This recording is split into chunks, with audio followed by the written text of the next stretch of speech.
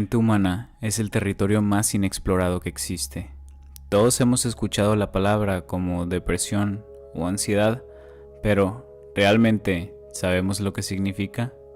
El día de hoy vamos a sumergirnos en el iceberg de los trastornos mentales, comenzando por los más conocidos, y te garantizo que incluso los que crees conocer te van a sorprender. Acompáñame y exploremos este iceberg. Nivel 1. La punta del iceberg. TDAH. Trastorno de déficit de atención hiperactiva. El TDAH no es simplemente ser distraído, es un trastorno del neurodesarrollo con base genética sólida, heredable en un 70 a 80% en los casos según los estudios de gemelos. Neurológicamente implica una disfunción en el circuito frontoestriatal, la zona del cerebro responsable del control ejecutivo, la planificación y la regulación del impulso. Ahora, como un comentario pequeño, yo tengo de este y mi esposa también. Los dos tenemos TDA. Yo tengo TDA y mi esposa tiene TDAH. Lo que realmente ocurre en el cerebro de alguien con TDAH es una deficiencia en la transmisión de dopamina y norepinefrina. Esto significa que el cerebro literalmente no puede sostener la atención en tareas que no generan estimulación inmediata. No porque la persona no quiera, sino porque su neurobiología no se lo permite. Existen 3 presentaciones clínicas. Está la predominante inatenta, predominante hiperactiva impulsiva y la combinada. Y algo que mucha gente ignora del TDAH es que esta no desaparece en la adultez. Aproximadamente el 60% de los niños diagnosticados siguen presentando síntomas significativos en la vida adulta, muchas veces sin diagnóstico, manifestándose como procrastinación crónica, dificultad de mantener empleos o relaciones e hiperfoco en actividades muy específicas. Depresión. Cuando alguien te dice estoy deprimido porque tuvo un mal día, está usando mal la palabra. La depresión clínica es una enfermedad biológica, psicológica y social que va mucho más allá de la tristeza. Científicamente implica alteraciones en 3 sistemas de neurotransmisores: serotonina, dopamina y norepinefrina. Pero la neurociencia moderna ha ido mucho más lejos.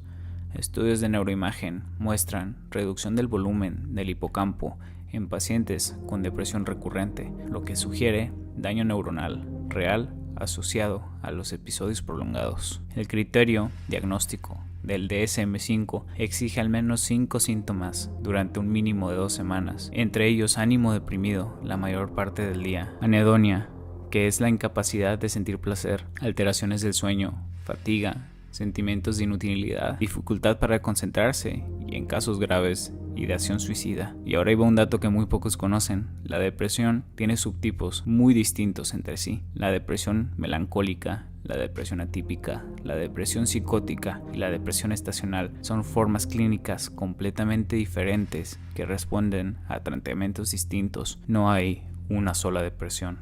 Manía. La manía no es simplemente estar muy feliz o tener mucha energía, es un estado neurológico de activación extrema del sistema de recompensa que puede destruir vidas en cuestión de días.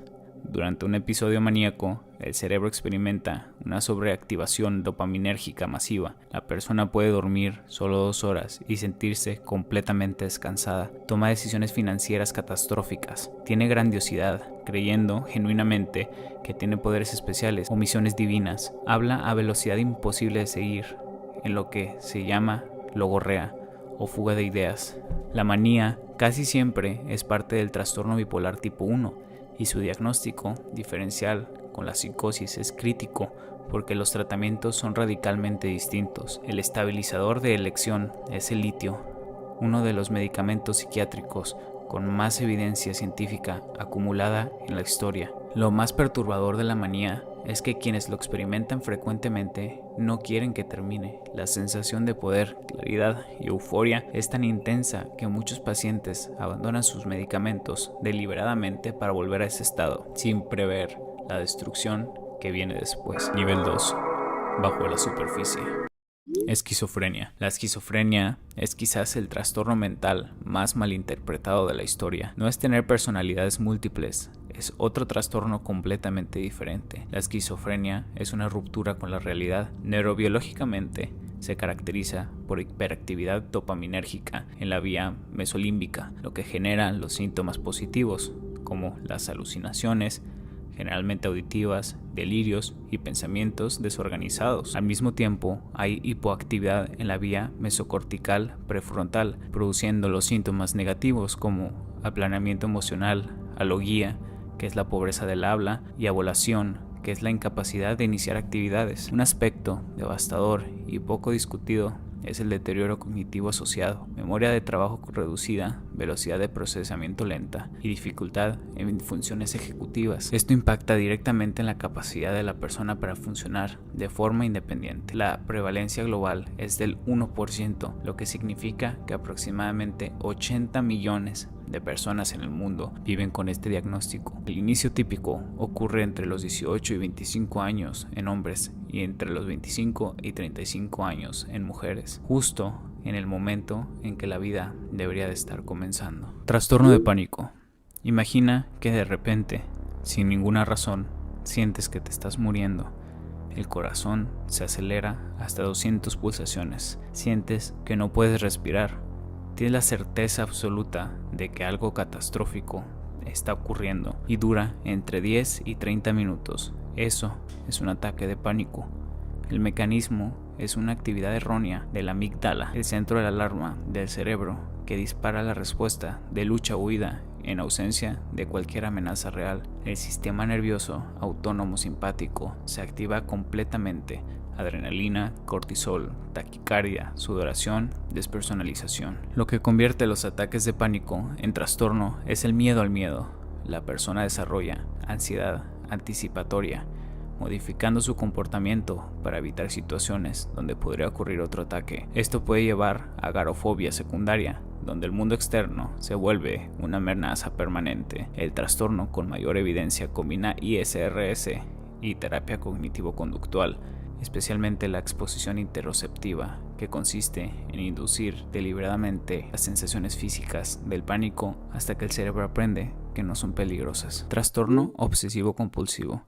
El TOC no es ser ordenado ni perfeccionista, es un ciclo neurológico de tortura que la persona no puede detener. El modelo neurobiológico más aceptado implica una hiperactividad en el circuito córtico estriado tálamo cortical, específicamente en el núcleo caudado. Este circuito normalmente filtra pensamientos y las marca como resueltos. En el TOC, ese filtro falla y el cerebro queda atrapado en un loop: pensamientos intrusivos, ansiedad, compulsión para aliviar, alivio temporal y vuelta al inicio. Las obsesiones más comunes incluyen miedo a contaminar o ser contaminado, pensamientos de hacerse daño o hacérselo a otros, necesidad de simetría y dudas existenciales o religiosas, lo que se conoce como escrúpulos. Las compulsiones son rituales mentales o conductuales que la persona realiza para reducir la ansiedad, aunque racionalmente son irracionales. Un aspecto clínico crucial: el TOC tiene egodistonia, lo que significa que los pensamientos son vívidos como ajenos y perturbadores, a diferencia del trastorno de personalidad obsesivo-compulsivo, que es egosintónico. Esta distinción es fundamental para el diagnóstico. Trastorno afectivo estacional. ¿Sabías que el invierno puede causar depresión clínica? El trastorno afectivo estacional es una forma de depresión recurrente con patrón estacional predominante en otoño e invierno, vinculada directamente con la reducción del sol. El mecanismo involucra alteración en la regulación de la melatonina y la serotonina. La reducción de sol produce un exceso de melatonina, causando somnolencia, letargo y estado de ánimo deprimido. Simultáneamente, la síntesis de serotonina disminuye a falta de estimulación lumínica. Es más prevalente en latitudes altas como países como en Islandia, Finlandia o Canadá. Tienen tasas significativamente mayores. En México y Latinoamérica es menos común, pero existe, especialmente en zonas montañosas con inviernos marcados. El tratamiento de primera línea es fototerapia, exposición diaria a la luz artificial de al menos 10.000 lux durante 20 a 30 minutos en la mañana, con una eficacia comparable a los otros antidepresivos en estudios controlados. Trastorno de ansiedad generalizada. A diferencia del trastorno de pánico, que tiene picos de terror agudo, el TAG es una preocupación crónica, persistente e incontrolable sobre múltiples áreas de la vida, trabajo, salud, familia, dinero y el futuro. Neurológicamente implica hiperactividad de la amígdala y reducción de la actividad en la corteza frontal ventromedial, la región que normalmente apaga la respuesta al miedo cuando la amenaza desaparece. El resultado es un cerebro que nunca termina de desactivar la alarma. El criterio diagnóstico exige al menos 6 meses de ansiedad excesiva y dificultad de controlar, acompañada de al menos 3 de estos síntomas: inquietud, fatiga fácil, dificultad para concentrarse, irritabilidad, tensión muscular e insomnio. Lo más importante es que el TAG frecuentemente coexiste con la depresión mayor. Hasta el 60% de las personas con TAG desarrolla un episodio depresivo a lo largo de su vida. Esta comorbilidad es una de las más comunes en la psiquiatría. Insomnio. El insomnio clínico no es simplemente no puedo dormir, es un trastorno de hiperactivación donde el cerebro no puede desconectarse aunque el cuerpo esté exhausto. El modelo de hiperactivación propone que el cerebro de las personas con insomnio crónico muestra mayor actividad metabólica durante el sueño en regiones asociadas al pensamiento emocional y la vigilia. Es literalmente un cerebro que no sabe cómo apagarse. Las consecuencias van mucho más allá del cansancio. El insomnio crónico aumenta el riesgo de depresión, ansiedad, enfermedades cardiovasculares e incluso el deterioro cognitivo a largo plazo. Y empezamos con el nivel 3, síndrome de Tourette. El Tourette no es simplemente decir groserías sin control. Eso se llama coprolalia y ocurre en menos del 15% de los casos. La gran mayoría de las personas con Tourette nunca dicen una sola grosería involuntaria, pero su vida diaria está dominado por algo igualmente agotador: los tics. Los tics no son completamente involuntarios. La mayoría de los pacientes describen una sensación premonitoria, una tensión interna casi insoportable, parecida cuando necesitas estornudar y no puedes evitarlo. El tic libera esa tensión temporal. Neurobiológicamente involucra la disfunción en los ganglios basales y en el circuito corticostriado, con alteraciones en dopamina y serotonina. Lo más revelador es que el 90% de los pacientes con Tourette tiene como comorbilidades, principalmente TDAH y TOC, lo que sugiere un sustrato neurológico compartido entre los trastornos. ¿Este de aquí tiene cura? No existe una cura definitiva, pero muchos casos mejoran significativamente con la edad. El tratamiento de primera línea es la terapia de reversión de hábitos, que entrena al paciente a reconocer la sensación premonitoria y sustituir el tic por una respuesta motora incompatible. En casos severos se usan antipsicóticos atípicos como la risperidona o el dipiperazol, o agonistas alfa-2 como la clonidina. En casos extremos, la estimulación cerebral profunda ha mostrado resultados prometedores. Psicosis. La psicosis no es un diagnóstico, es un síndrome, un conjunto de síntomas que puede aparecer en múltiples trastornos. Es, en esencia, una desconexión de la realidad compartida. Sus manifestaciones principalmente son alucinaciones, delirios y pensamientos desorganizados. El mecanismo central es la vía mesolímbica. Lo que pocos saben es que un primer episodio psicótico sin tratar produce un daño neurológico impredecible. Cada semana sin tratamiento importa mucho.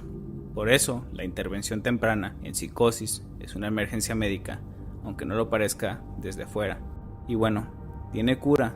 Depende de la causa. Una psicosis inducida por sustancias puede resolverse completamente al eliminar la causa. Una psicosis como parte de esquizofrenia requiere manejo crónico. El tratamiento agudo son antipsicóticos que desbloquean los receptores D2 de dopamina. La clave está en el tiempo. Intervención en las primeras 72 horas reduce dramáticamente el daño neurológico a largo plazo. Con tratamiento adecuado y temprano, muchos pacientes logran remisión completa de los síntomas. Trastorno esquizoafectivo. Este es uno de los diagnósticos más debatidos en psiquiatría moderna. Combina síntomas psicóticos persistentes con episodios maníacos o depresivos mayores, como si la esquizofrenia y el trastorno bipolar se fusionaran en una sola experiencia. El debate científico gira en torno a si es una entidad independiente o un punto en el espectro entre esquizofrenia y bipolar. Estudios genéticos muestran que comparte factores de riesgos con ambos, lo que sugiere que las categorías diagnósticas tradicionales pueden ser más artificiales de lo que pensamos. ¿Cómo se cura este? Lamentablemente, no tiene cura, pero sí remisión sostenida. El tratamiento requiere estabilizadores del ánimo simultáneamente. El litio, sí, ese, el de las baterías, o el valproato manejan el componente afectivo, mientras antipsicóticos de segunda generación como la quetiapina o la olanzapina controlan los síntomas psicóticos. La psicoterapia, especialmente la terapia cognitivo-conductual para la psicosis, mejora significativamente el funcionamiento. Bulimia nerviosa. La bulimia es invisible. A diferencia de la anorexia, las personas con bulimia frecuentemente tienen peso normal, lo que la hace imperceptible para quienes la rodean, y esa invisibilidad es parte de lo que la mantiene viva. El ciclo es brutal: atracón, conducta compensatoria, vergüenza profunda y otro atracón. La vergüenza no interrumpe el ciclo, lo alimenta. Las consecuencias físicas son silenciosas pero devastadoras: erosión dental severa, daño esofágico crónico y alteraciones electrolíticas que pueden causar arritmias cardíacas fatales sin advertencia previa. ¿Cómo se cura este? Tiene tasas recuperables relativamente favorables comparado con la anorexia. El tratamiento más efectivo es la TCC, específicamente para los trastornos alimentarios, que trabaja el ciclo cognitivo que mantiene la bulimia. La fluoxetina, un antidepresivo y SRS, es el único medicamento aprobado específicamente por la FDA para la bulimia y reduce significativamente la frecuencia de atracones. Con un tratamiento combinado, estudios muestran la recuperación completa en el 50% de los pacientes a largo plazo. Anorexia nerviosa. La anorexia tiene la tasa de mortalidad más alta de todos los trastornos mentales, no de los trastornos alimentarios, de todos los trastornos mentales. Lo más perturbador neurológicamente es que la desnutrición severa altera el cerebro mismo. Se reduce el volumen de la materia gris, la cognición se deteriora y la capacidad de tomar decisiones racionales queda comprometida. El órgano que necesita sanar es el mismo órgano que está siendo dañado. Hay evidencia creciente de componentes similares a la adicción. La restricción activa al sistema de recompensas de forma parecida a ciertas drogas en personas susceptibles. Esto explica por qué es tan resistente al tratamiento. Y este de aquí tiene cura. Es el trastorno mental más difícil de tratar. La recuperación es posible, pero muy lenta, con tasas de remisión completa de alrededor del 50% a largo plazo. La primera prioridad siempre es la estabilización médica y la restauración del peso, sin lo cual ninguna intervención psicológica funciona, porque el cerebro desnutrido no puede procesar la terapia. El tratamiento psicológico más efectivo en adolescentes es el modelo Maudsley de terapia familiar. En adultos, la TCC y la terapia basada en aceptación muestran mayor evidencia. No existe medicamento aprobado específicamente para tratar la anorexia. Trastorno límite de personalidad. El TLP es quizás el trastorno de personalidad emocionalmente más intenso que existe. Inestabilidad profunda en relaciones, autoimagen y emociones, con impulsividad marcada y miedo devastador al abandono real o imaginado. Neurológicamente, hay hiperactividad de la amígdala y reducción en la actividad de la corteza prefrontal. Las personas con TLP experimentan emociones con una intensidad que la mayoría no pueden imaginar y tardan significativamente más en volver a su línea base emocional. No es drama, es neurobiología. El 75% tiene historia de trauma severo en la infancia y sin embargo el TLP sigue siendo uno de los diagnósticos más estigmatizados dentro del propio sistema de salud. De aquí cómo se trata. Es uno de los pocos casos dentro del trastorno de personalidad con tratamiento altamente efectivo. La terapia dialéctica conductual, desarrollada específicamente por Marsha Linehan, que ella misma vivió con TLP, combina habilidades de mindfulness, regulación emocional, tolerancia al malestar y efectividad interpersonal. Estudios muestran que después de 2 años de DBT, hasta el 77% de los pacientes ya no cumple con los criterios de los diagnósticos. Es un resultado extraordinario para un trastorno de personalidad. Los medicamentos son en sí más complementarios, no el tratamiento principal. Hipocondria. La hipocondria clínica no es simplemente ser exagerado, es un miedo genuino, persistente e incontrolable a tener o desarrollar una enfermedad grave a pesar de la evaluación médica negativa repetida. El mecanismo es una hipervigilancia somática. El cerebro escanea el cuerpo constantemente en busca de señales de amenaza y las interpreta de forma catastrófica. Y la tranquilización médica no ayuda a largo plazo. Es un alivio temporal que refuerza el ciclo de búsqueda de seguridad y lo hace más intenso con el tiempo. ¿Cómo se trata este? Con un tratamiento adecuado, la mayoría de los pacientes logra una reducción significativa de los síntomas. La TCC es el tratamiento más efectivo, trabajando específicamente en la búsqueda de seguridad y la exposición a las incertidumbres de la salud. Los ISRS reducen la hipervigilancia ansiosa. El mayor obstáculo es que estos pacientes típicamente no buscan médicos generales ni psiquiatras, y el sistema médico frecuentemente refuerza el ciclo con más estudios y más tranquilizaciones temporales. Disforia de género. La disforia de género es el malestar clínicamente significativo que experimenta una persona cuya identidad de género no coincide con el sexo asignado al nacer. La identidad de género en sí misma no es un trastorno. Lo que se trata es el sufrimiento asociado a esa incongruencia. Neurobiológicamente, estudios de neuroimagen muestran que ciertas estructuras cerebrales en personas trans presentan patrones más similares al cerebro del género con la que se identifican. Hay evidencia específica de variación en el lecho del núcleo de la estría terminal, región del hipotálamo con dimorfismo sexual conocido. Y de aquí se preguntarán muchos cómo se trata. La disforia de género no se cura en el sentido tradicional, porque la identidad de género no es una enfermedad. Lo que se trata es el malestar. El tratamiento afirmativo, que incluye apoyo psicológico, terapia hormonal y en algunos casos intervención quirúrgica. Las terapias de conversión, por otro lado, han sido descartadas por la ciencia y están prohibidas en múltiples países por el daño demostrado que causan. Narcolepsia.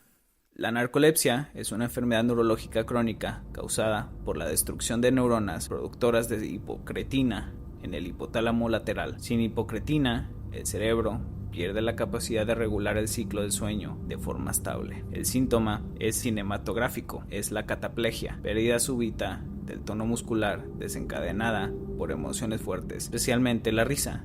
La persona puede desplomarse físicamente al reírse de un chiste mientras está completamente consciente. Es el REM invadiendo la vigilia en tiempo real. Hay evidencia sólida de causa autoinmune. El sistema inmunológico destruye selectivamente las neuronas de hipocretina, y de aquí probablemente se preguntan muchos, ¿tiene cura? Actualmente no tiene cura, porque las neuronas de hipocretina destruidas no se regeneran en sí. Sin embargo, los síntomas son manejables. El modafinilo y el armodafinilo son los tratamientos de primera línea para los somnolientos diurna. El oxibato de sodio, también conocido como GHB medicinal, es el único tratamiento que aborda tanto la somnolencia como la cataplegia simultáneamente y tiene alta efectividad. Investigaciones recientes en terapia genética y reemplazo de hipocretina representan las esperanzas más prometedoras de tratamiento curativo a futuro. Trastorno por atracón. El trastorno por atracón es el trastorno alimentario más prevalente, más común que la anorexia y la bulimia combinadas, y sin embargo es el menos discutido públicamente. Se diferencia de la bulimia en un punto clave: no hay conductas compensatorias. La persona consume cantidades masivas de comida con sensación de pérdida de control, sin hambre real. Lo siguiente es vergüenza y culpa, no purga. Neurológicamente hay disfunción en el circuito de recompensa prefrontal estriatal, similar a los patrones vistos en adicciones. La comida actúa como regulador emocional. El atracón reduce temporalmente estados emocionales negativos, lo que refuerza el ciclo. Y aquí se trata de la siguiente manera.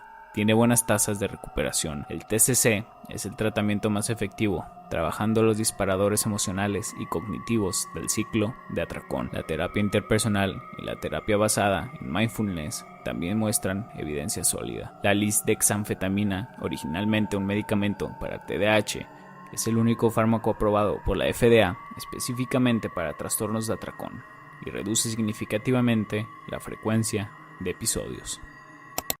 Pica. Pica es el consumo persistente de sustancias no nutritivas y no alimentarias: tierra, arcilla, papel, hielo, cabello, pintura, metal, tizas.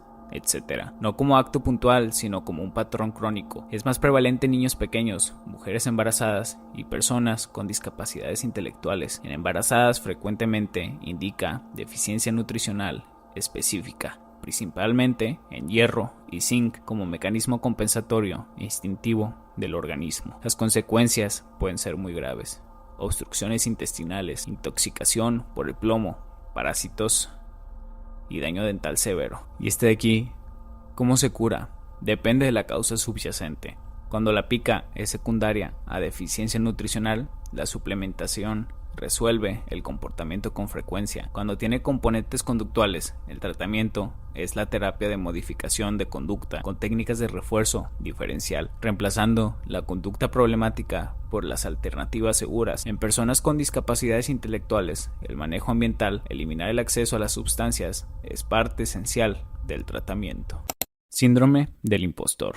Descrito por primera vez en 1978 por las psicólogas Pauline Clance y Suzanne Limes, el síndrome del impostor es la incapacidad persistente de internalizar los propios logros, con miedo constante a ser descubierto como un fraude a pesar de las evidencias objetivas de competencia. Los éxitos siempre se atribuyen a la suerte o al error ajeno. Los fracasos confirman la incompetencia interna. Hasta el 70% de las personas lo experimentan alguna vez en su vida. ¿Tiene cura? Bueno, al no ser diagnosticado formal, no tiene protocolo de tratamiento estandarizado. Sin embargo, la TCC es altamente efectiva para trabajar los sesgos cognitivos específicos que lo sostienen. La psicoeducación sobre el fenómeno, simplemente saber que tiene nombre y que es común, ya produce alivio significativo. En muchos casos, los grupos de pares en ambientes profesionales o académicos donde se normaliza la experiencia compartida son también una intervención poderosa. En casos donde coexiste con ansiedad o depresión clínica, el tratamiento de estas condiciones reduce el síndrome del impostor. Y ahora estamos bajando al nivel número 4, casi la mitad del iceberg. Prepárense, se va a poner bueno. Síndrome premenstrual disfórico, mejor conocido como PMDD, es mucho más que el síndrome premenstrual común. Es un trastorno del estado de ánimo severo que ocurre de forma cíclica en la fase lútea del ciclo menstrual, a los 7 a 10 días antes de la menstruación, y desaparece de forma completa al llegar el periodo. Lo que lo hace neurobiológicamente fascinante es que las mujeres con PMDD no tienen niveles hormonales abnormales. Lo que tienen es una sensibilidad neurológica anormal a los cambios hormonales completamente normales, a la pregnenolona, que normalmente tiene efecto calmante sobre los receptores de GABA. En mujeres con PDD produce un efecto contrario: ansiedad severa, irritabilidad extrema e inestabilidad emocional que puede destruir relaciones y empleos formales de forma impredecible. De aquí, ¿cómo se trata? No tiene cura definitiva, pero sí tratamiento muy efectivo. Los ISRS tomados durante la fase lútea, no todo el mes, son el tratamiento de primera línea y muestran eficacia superior al 60%. No me van a creer, pero los anticonceptivos orales con drospirenona también reducen síntomas significativamente. En casos severos, los agonistas de GnRH suprimen el ciclo hormonal completamente. La supresión ovárica quirúrgica es el único tratamiento curativo que se reserva para casos extremos resistentes a todos los demás. Trastorno antisocial de personalidad. El trastorno antisocial de personalidad es lo que la cultura popular llama incorrectamente a la psicopatía o sociopatía. Se caracteriza por un patrón persistente de violación de los derechos de los demás, incapacidad para conformarse a normas sociales, engaño, impulsividad, agresividad y ausencia de remordimiento.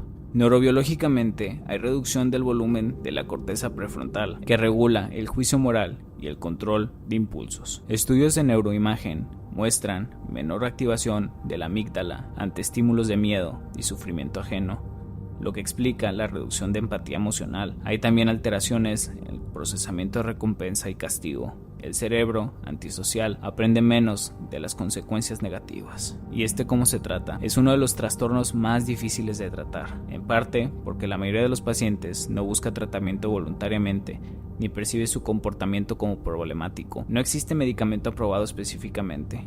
La terapia más prometedora es la cognitivo-conductual, enfocada en un manejo de impulsibilidad y consecuencias conductuales, programas de intervención temprana en adolescentes con trastornos de conducta, el precursor del antisocial, muestran los mejores resultados que el tratamiento en adultos. Mutismo selectivo. El mutismo selectivo es la incapacidad consciente de hablar en situaciones sociales específicas, generalmente en la escuela o contextos públicos, a pesar de tener la capacidad lingüística completamente normal en entornos seguros como el hogar. No es timidez extrema ni desobediencia, es una respuesta de ansiedad tan intensa que literalmente paraliza el habla. El niño quiere hablar, sabe lo que quiere decir, pero algo en su sistema nervioso autónomo bloquea la producción del habla en contextos específicos. Neurobiológicamente es una forma de ansiedad social con componentes de fobia específica, con hiperactivación de la amígdala ante la expectativa de hablar públicamente. Y este de aquí tiene cura con intervención temprana. El pronóstico es muy favorable. La TCC con exposición gradual es el tratamiento más efectivo, comenzando con comunicaciones no verbal y avanzando progresivamente hacia el habla. La fluoxetina ha mostrado eficacia como complemento farmacológico. La intervención temprana, idealmente antes de los 8 años, produce tasas de recuperación significativamente mejor que cuando se diagnostica tardíamente. Trastorno oposicionista desafiante, TOD. El TOD se caracteriza por un patrón persistente de humor enojado a irritable, comportamiento argumentativo y desafiante, y actitud vengativa hacia figuras de autoridad. Es importante distinguirlo del comportamiento oposicionista normal del desarrollo. En el TOD, la intensidad, frecuencia y duración van más allá de lo esperable para la edad. Neurobiológicamente, hay alteraciones en el procesamiento emocional y la regulación del impulso, con disfunción en circuitos prefrontales límbicos similares a los del TDAH, con el que frecuentemente coexisten. Hay también evidencia de hipersensibilidad al rechazo y a la percepción de injusticia, lo que dispara reacciones desproporcionales ante correcciones menores. ¿Cómo se trata este de aquí? Con una intervención adecuada, especialmente temprana, muchos niños con TOD demuestran mejoras significativas. El tratamiento más efectivo es el entrenamiento de padres en manejo conductual, que enseña estrategias específicas de respuesta que no refuerzan el ciclo oposicionista. La terapia de resolución de problemas con el niño y la terapia familiar complementan el abordaje. Los medicamentos no son tratamiento de primera línea, pero pueden usarse para manejar comorbilidades como el TDAH o la ansiedad. Trastorno de identidad disociativo. El TID es lo que el cine llama incorrectamente personalidades múltiple. La realidad clínica es mucho más compleja y menos cinematográfica. Se caracteriza por la presencia de 2 o más estados de identidad distintos, cada uno con su propio patrón de percepción, relación y pensamiento sobre el mundo, que alternan el control del comportamiento de la persona. Es casi universalmente el resultado de trauma severo y repetido en la infancia, típicamente antes de los 9 años, cuando la identidad del yo todavía no están consolidadas. La disociación es un mecanismo de supervivencia. La mente, literalmente, se fragmenta para aislar la experiencia traumática en comportamientos separados que no se comunican entre sí. Neurobiológicamente, estudios muestran diferencias en la activación cerebral, campo visual, respuesta de sobresalto y hasta parámetros fisiológicos entre distintos estados de identidad en el mismo individuo. No es simulación, las diferencias son objetivas y cuantificables. Este de aquí tiene cura.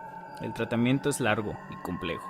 El objetivo no es eliminar los estados de identidad, sino lograr comunicación y cooperación entre ellos y eventualmente integración. La terapia orientada al trauma, específicamente la terapia de procesamiento cognitivo y el EMDR, son los tratamientos con mayor evidencia. El proceso puede durar años. No existe medicamento probado específicamente, pero se usan para manejar síntomas como depresión, ansiedad y flashbacks. Con tratamiento adecuado, la mayoría de los pacientes logra mejorar la funcionalidad significativamente de sus vidas. Dismorfobia corporal, TDC. El trastorno dismórfico corporal es una preocupación obsesiva por un defecto percibido en la apariencia física que es mínimo o inexistente para los demás. La persona puede pasar horas durante el día examinándose en el espejo, comparándose buscando ángulos con un nivel de sufrimiento que paraliza completamente su vida. Neurobiológicamente hay alteraciones en el procesamiento visual. Las personas con TDC amplifican normalmente los detalles mientras tienen dificultad para procesar la imagen global. Literalmente ven su cuerpo diferente a como ven los de los demás. No es vanidad ni coquetería, es una distorsión perceptual real. Tiene una tasa alarmante de ideación suicida. Hasta el 80% de los pacientes reportan pensamientos suicidas relacionados con su apariencia. El impacto en la calidad de vida es comparable al de las enfermedades físicas y severas. Este de aquí tiene cura, no tiene cura, pero sí tratamiento efectivo. Los ISRS a dosis alta, específicamente la fluoxetina y la fluvoxamina, reducen significativamente la intensidad de las preocupaciones. La TCC, con exposición y prevención de respuesta, específicamente trabajando los rituales de comprobación frente al espejo, es el tratamiento psicológico más efectivo. Un punto crítico: la cirugía estética casi nunca resuelve el TDC y frecuentemente lo empeora porque el cerebro simplemente traslada la preocupación a otra parte del cuerpo. Y este de aquí fue uno de los trastornos con los que yo tuve que vivir, pero gracias a Dios al día de hoy logramos superarlo. Siguiente puesto: tricotilomanía. La tricotilomanía es el impulso recurrente e irresistible de arrancarse el cabello, las pestañas, las cejas u otros vellos corporales. No es un hábito nervioso, es un trastorno del control de los impulsos con base neurológica clara. Comparte con el TOC, el circuito córtico estriado disfuncional y el mismo ciclo: tensión creciente antes del acto y alivio inmediato después. Lo que la hace específicamente difícil de tratar es la combinación de componentes automáticos donde la persona ni siquiera es consciente de lo que está haciendo, y componentes focalizados donde hay intencionalidad completa. Y este de aquí tiene cura. El tratamiento más efectivo es la terapia de reversión de hábitos, que entrena al paciente a reconocer los disparadores y sustituir el arrancado por una respuesta motora incompatible. La N-acetilcisteína, un suplemento, ha mostrado eficacia en estudios controlados. La clomipramina, un antidepresivo tricíclico, también tiene evidencia. Las tasas de recaída son altas, lo que hace necesario el mantenimiento terapéutico a largo plazo. Agorafobia. La agorafobia no es el miedo a los espacios abiertos como se creía originalmente, es el miedo a situaciones donde escapar sería difícil o donde no habría ayuda disponible en caso de pánico. Transporte público, multitudes, espacios abiertos y estar fuera de casa solo. Es casi siempre secundario al trastorno de pánico. La persona comienza a evitar sistemáticamente los lugares donde tuvo ataques hasta que el mundo habitable se reduce a un espacio cada vez más pequeño. En casos severos, la persona queda completamente confinada en su hogar durante años. El mecanismo de mantenimiento es la evitación. Cada vez que evita una situación temida, obtiene alivio inmediato, lo que refuerza y hace el miedo más intenso a largo plazo. Y este de aquí tiene cura con tratamiento adecuado. La mayoría de los pacientes logra la recuperación funcional significativamente.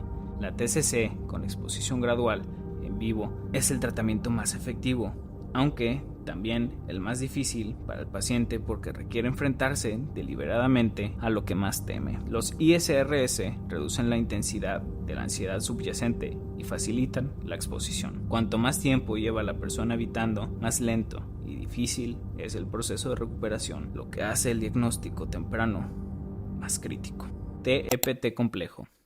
El TEPT complejo la distingue del TEPT clásico en un punto fundamental. No surge de un evento traumático único, sino de trauma crónico y repetitivo, específicamente en la infancia, como abuso prolongado, negligencia severa o violencia doméstica sostenida. Además de los síntomas clásicos del TEPT, flashbacks, hipervigilancia y evitación, el CTEPT incluye alteraciones profundas en la regulación emocional, la identidad, las relaciones interpersonales y la percepción de sí mismo.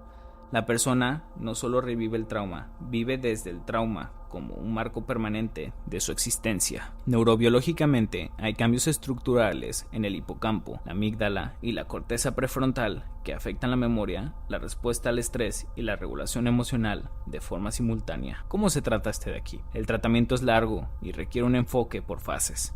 Primero, estabilización y seguridad, procesamiento del trauma y finalmente integración y reconexión. El MDR y la terapia de procesamiento cognitivo tienen la mayor evidencia. La terapia de sistema de la familia interna también muestran resultados prometedores. Los medicamentos manejan síntomas específicos como el insomnio, hiperactivación e irritabilidad. La recuperación es posible, pero requiere años de trabajo terapéutico constante. Disgrafia. La disgrafia es la dificultad específica y persistente en la escritura a mano que no se explica por falta de instrucción ni por déficit intelectual. Va más allá de la letra fea. Incluye dificultad para mantener el espacio entre palabras, precisión inconsistente sobre el papel, letras mal formadas y dolor o fatiga al escribir.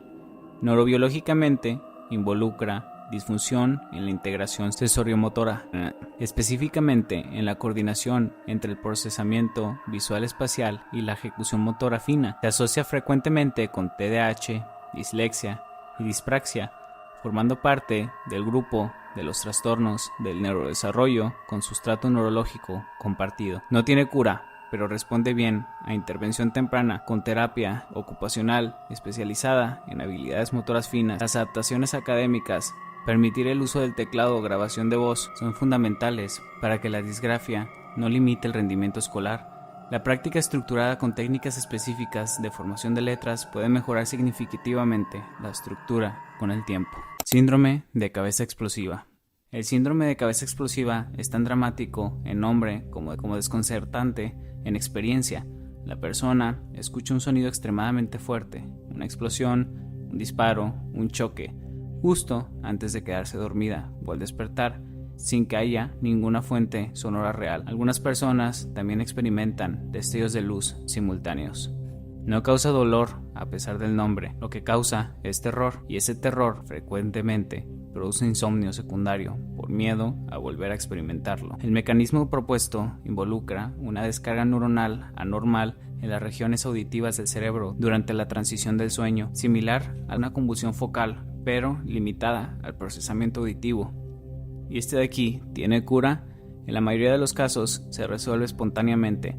La psicoeducación, simplemente explicar al paciente que no es peligroso ni señal de enfermedad grave, reduce dramáticamente la ansiedad asociada y con frecuencia la frecuencia de los episodios. En casos persistentes, la clomipramina y el topiramato han mostrado eficacia anecdótica. Es un trastorno grave subdiagnosticado porque los pacientes frecuentemente no lo reportan por miedo a no ser tomados con seriedad. Piromanía. La piromanía no es simplemente prender fuego por diversión o por motivación criminal. Es un trastorno del control de impulsos caracterizado por fascinación intensa por prender fuego, tensión creciente antes de iniciarlo y placer, gratificación o alivio al presenciar o participar en el incendio. El pirómano clínico no actúa por venganza, ganancia económica, ideología ni para encubrir otro crimen. Actúa por el impulso en sí mismo. Es uno de los trastornos más raros en forma pura, ya que la mayoría de los incendiarios tienen otras motivaciones. La piromanía verdadera comparte el circuito de tensión y alivio con otros trastornos del control de impulsos, como la cleptomanía. Este de aquí, ¿cómo se trata? No existe protocolo de tratamiento bien establecido por la rareza del diagnóstico puro. La TCC, orientada al control de impulsos y la identificación de disparadores, es el abordaje más utilizado. Los ISRS y el litio han sido usados con resultados variables. El mayor desafío es que estos pacientes típicamente llegan al sistema de la salud a través del sistema judicial, no de forma voluntaria. ARFID, trastorno de evitación y restricción de la ingesta. El ARFID es un trastorno alimentario que se distingue de la anorexia en un punto fundamental.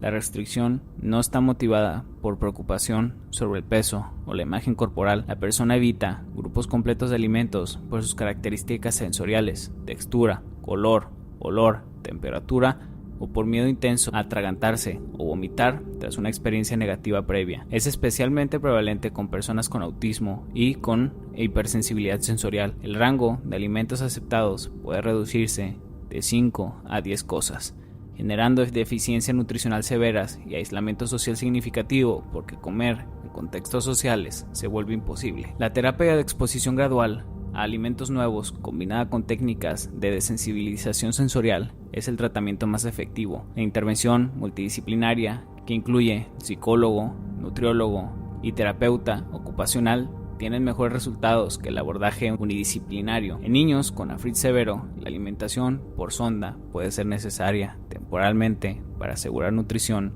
adecuada mientras avanza el tratamiento.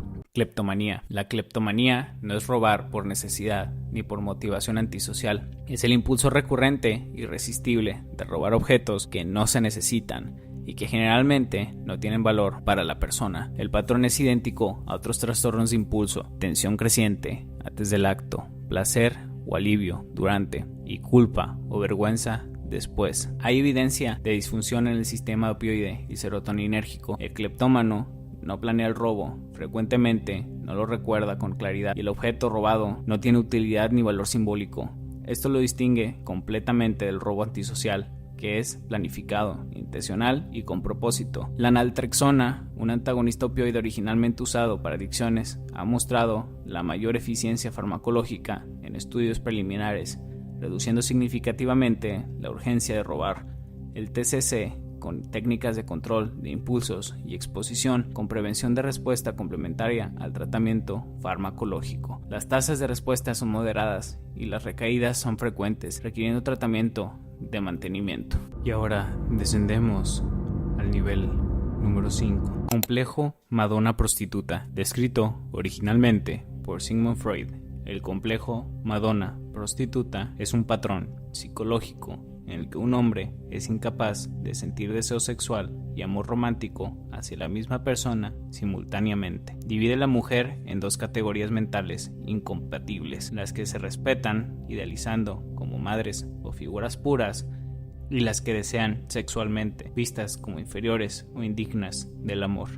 El mecanismo psicodinámico propuesto involucra conflictos no resueltos en torno a la figura materna durante el desarrollo. El deseo sexual hacia la madre está prohibido psíquicamente, de modo que el cerebro aprende a desexualizar a cualquier mujer que ocupe ese rol emocional. El resultado es una escisión cognitiva que hace el amor romántico y el deseo sexual mutuamente excluyentes. Desde la psicología cognitiva moderna se entiende como un esquema cognitivo disfuncional con componente de pensamiento dicotómico extremo y dificultades en la integración de aspectos contradictorios de las relaciones. Este de aquí tiene cura.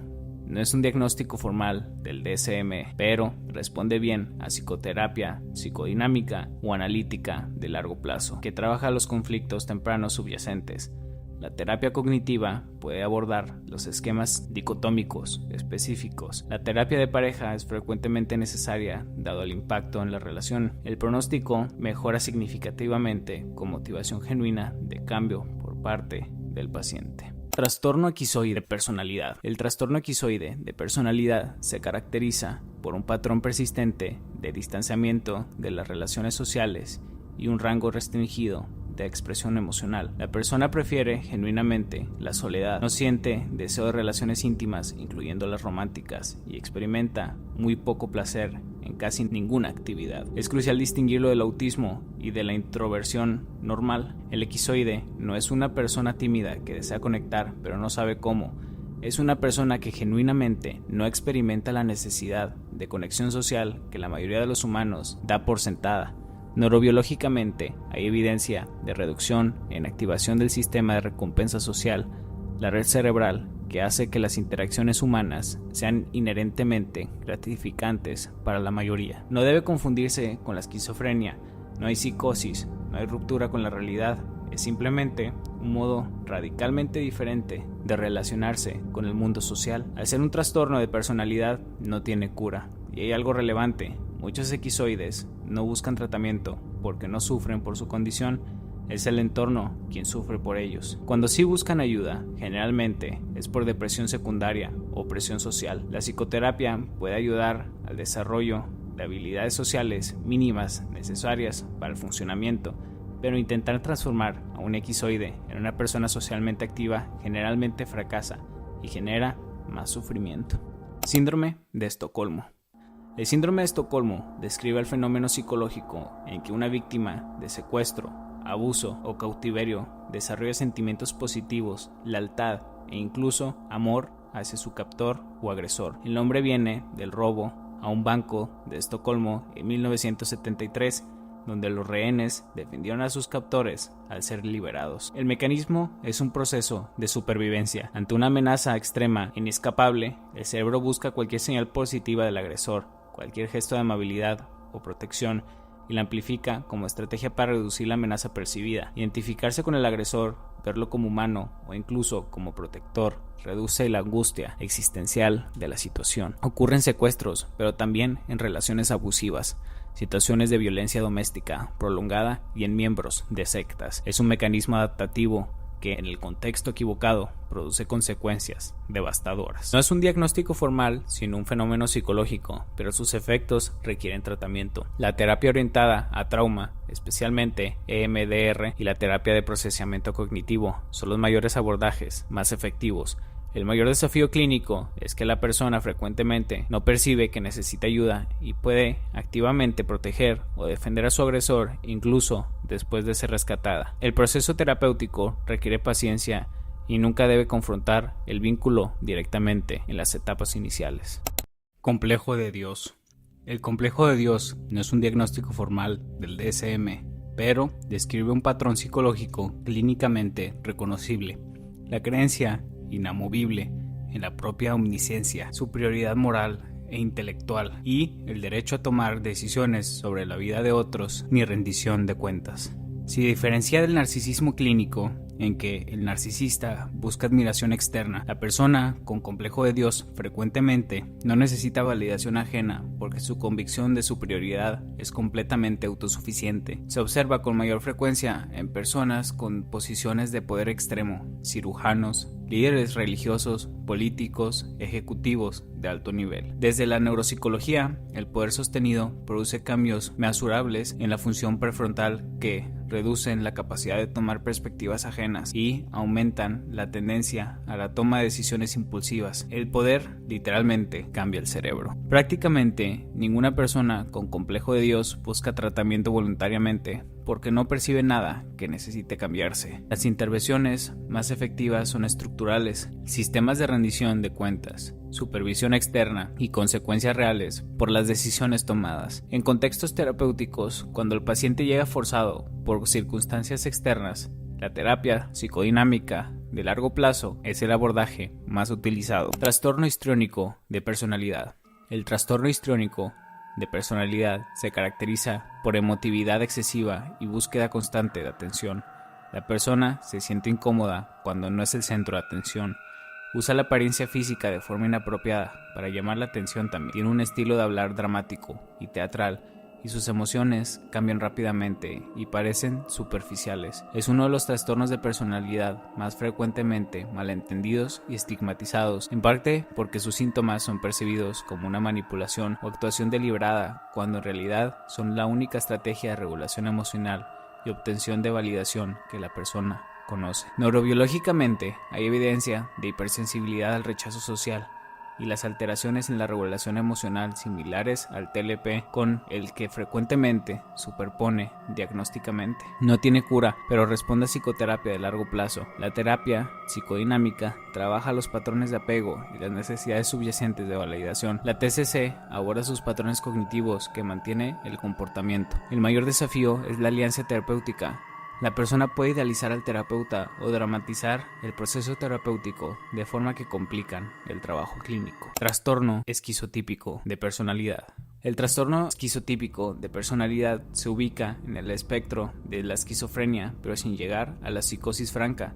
Se caracteriza por pensamiento mágico, ideas de referencia, experiencias perceptuales inusuales, lenguaje vago y metafórico, suspicacia, afecto inapropiado y aislamiento social marcado. La persona con esquizotipia puede creer genuinamente que tiene poderes especiales, que los eventos cotidianos tienen mensajes dirigidos específicamente a ella, o que pueden percibir cosas que otros no pueden. No es psicosis porque la persona mantiene cierto contacto con la realidad compartida, pero el pensamiento está significativamente alterado. Genéticamente es el trastorno de personalidad más claramente relacionado con la esquizofrenia. Es más prevalente en familiares de primer grado de personas con esquizofrenia, lo que sugiere un sustrato genético compartido con expresiones fenotípicas diferentes. No tiene cura. Los antipsicóticos a dosis baja pueden reducir el pensamiento mágico y las experiencias perceptuales inusuales. La TCC adapta el pensamiento de un esquizotípico a cuestionar las ideas de referencia sin generar confrontación directa. El aislamiento social es el síntoma más difícil de abordar y el que más impacta la calidad de vida a largo plazo. Trastorno evitativo de personalidad. El trastorno evitativo de personalidad se caracteriza por inhibición social generalizada, sentimiento de inadecuación e hipersensibilidad a la evaluación negativa. A diferencia del esquizoide, que no desea conexión, el evitativo lo desea profundamente, pero por el miedo al rechazo y la humillación que evita cualquier situación donde podría ocurrir. Es el trastorno de personalidad más difícil de distinguir del trastorno de ansiedad social severo. El debate diagnóstico sigue abierto. Muchos investigadores los consideran el mismo espectro con diferentes intensidades, en lugar de entidades separadas. Neurobiológicamente hay hiperactividad de la amígdala ante señales sociales de evaluación, similar al trastorno de ansiedad social, pero más profundamente integrado en la estructura de personalidad, lo que hace el tratamiento más lento y complejo. Responde mejor al tratamiento que otros trastornos de personalidad porque el paciente genuinamente desea cambiar. La TCC con exposición gradual a situaciones sociales es el tratamiento más efectivo. Los ISRS reducen la hiperactividad ansiosa subyacente y facilitan el trabajo terapéutico. Con tratamiento consistente, muchos pacientes logran mejora funcional significativa, aunque la vulnerabilidad de base permanece. Trastorno paranoide de personalidad. El trastorno paranoide de personalidad se caracteriza por desconfianza y suspicacia generalizada hacia los demás, interpretando sus motivaciones como malintencionadas sin evidencia suficiente. La persona sospecha, sin base, que otros la explotan, la engañan o le hacen daño, duda de la lealtad de sus amigos y sus parejas, guarda rencores por largo tiempo, percibe ataques en comentarios inocentes y reacciona con contraataques desproporcionados. Es fundamental distinguirlo de la paranoia psicótica. En el trastorno paranoide de personalidad no hay delirio formal. La desconfianza, aunque excesiva, se mantiene dentro de los límites de lo posible. La persona no cree que la CIA la persigue con satélites, pero sí que sus compañeros de trabajo conspiran contra de ella. De aquí, ¿qué tratamiento involucra?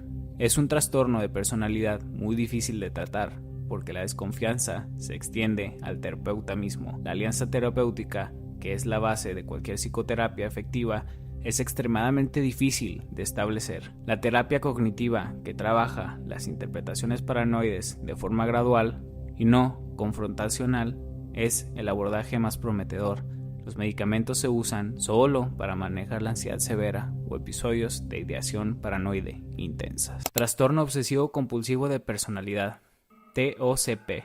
El TOCP no es lo mismo que el TOC, son trastornos completamente diferentes que se confunden constantemente.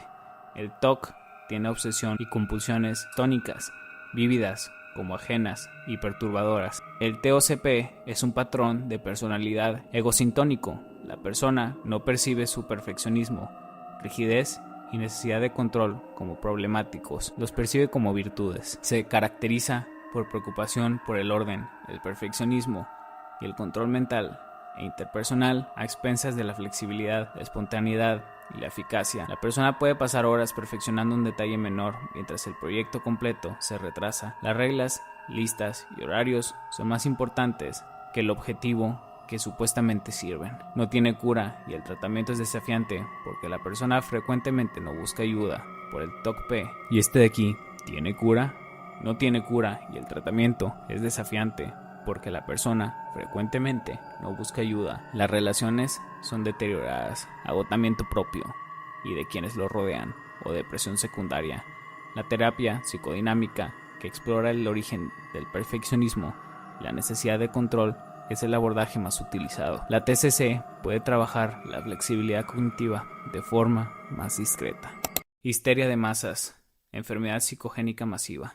La histeria de masas, llamada científicamente enfermedad psicogénica masiva, es la transmisión social de síntomas físicos sin causa orgánica identificable entre grupos de personas que comparten un contexto. Una persona desarrolla síntomas, náuseas, mareos, convulsiones, parálisis, y otros en el grupo comienzan a experimentar los mismos síntomas sin exposición a ningún agente físico real. Los síntomas son completamente reales para quienes lo experimentan. El mecanismo involucra la sugestibilidad, la ansiedad grupal y el contagio social de información a través de redes de observación compartida. El cerebro, bajo estrés y ante la observación de síntomas en otros, puede producir esos mismos síntomas de forma completamente involuntaria. Históricamente ha ocurrido en conventos medievales, escuelas, fábricas y más recientemente en redes sociales, donde la exposición a videos de síntomas neurológicos desencadenó brotes documentados de tics similares a la Tourette's en adolescentes durante la pandemia. La intervención más efectiva es la separación de los afectados y la reducción de la exposición a información sobre los síntomas, lo que interrumpe el contagio social. La psicoeducación individual, con explicación honesta y no estigmatizante del mecanismo psicogenético, produce resolución de síntomas en la mayoría de los casos. La mayor resistencia al tratamiento ocurre cuando hay beneficios secundarios significativos o cuando los medios de comunicación amplifican el episodio. Trastorno delirante. El trastorno delirante se caracteriza por la presencia de uno o más delirios durante al menos un mes, en ausencia de los otros síntomas que tiene la esquizofrenia. La persona mantiene un funcionamiento relativamente normal en todas las áreas de su vida, excepto en aquellas directamente afectadas por el delirio. Los tipos de delirio más comunes son el erotomaníaco, creer que otra persona está enamorada de ti; de grandiosidad, creer que tienes poderes o identidades especiales; el de persecución, creer que alguien te está siguiendo o conspira contra de ti; el de celos, creer sin evidencia que tu pareja está siendo infiel; y el somático, creer que tienes una grave enfermedad o defecto físico grave. Lo que hace el trastorno delirante particularmente fascinante es que la persona puede llevar una vida completamente funcional mientras mantiene una creencia completamente falsa, inamovible sobre una área específica de la realidad. Es uno de los trastornos más resistentes al tratamiento.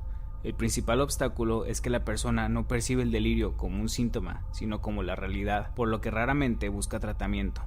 Los antipsicóticos tienen eficacia limitada comparada con su uso en los esquizofrénicos.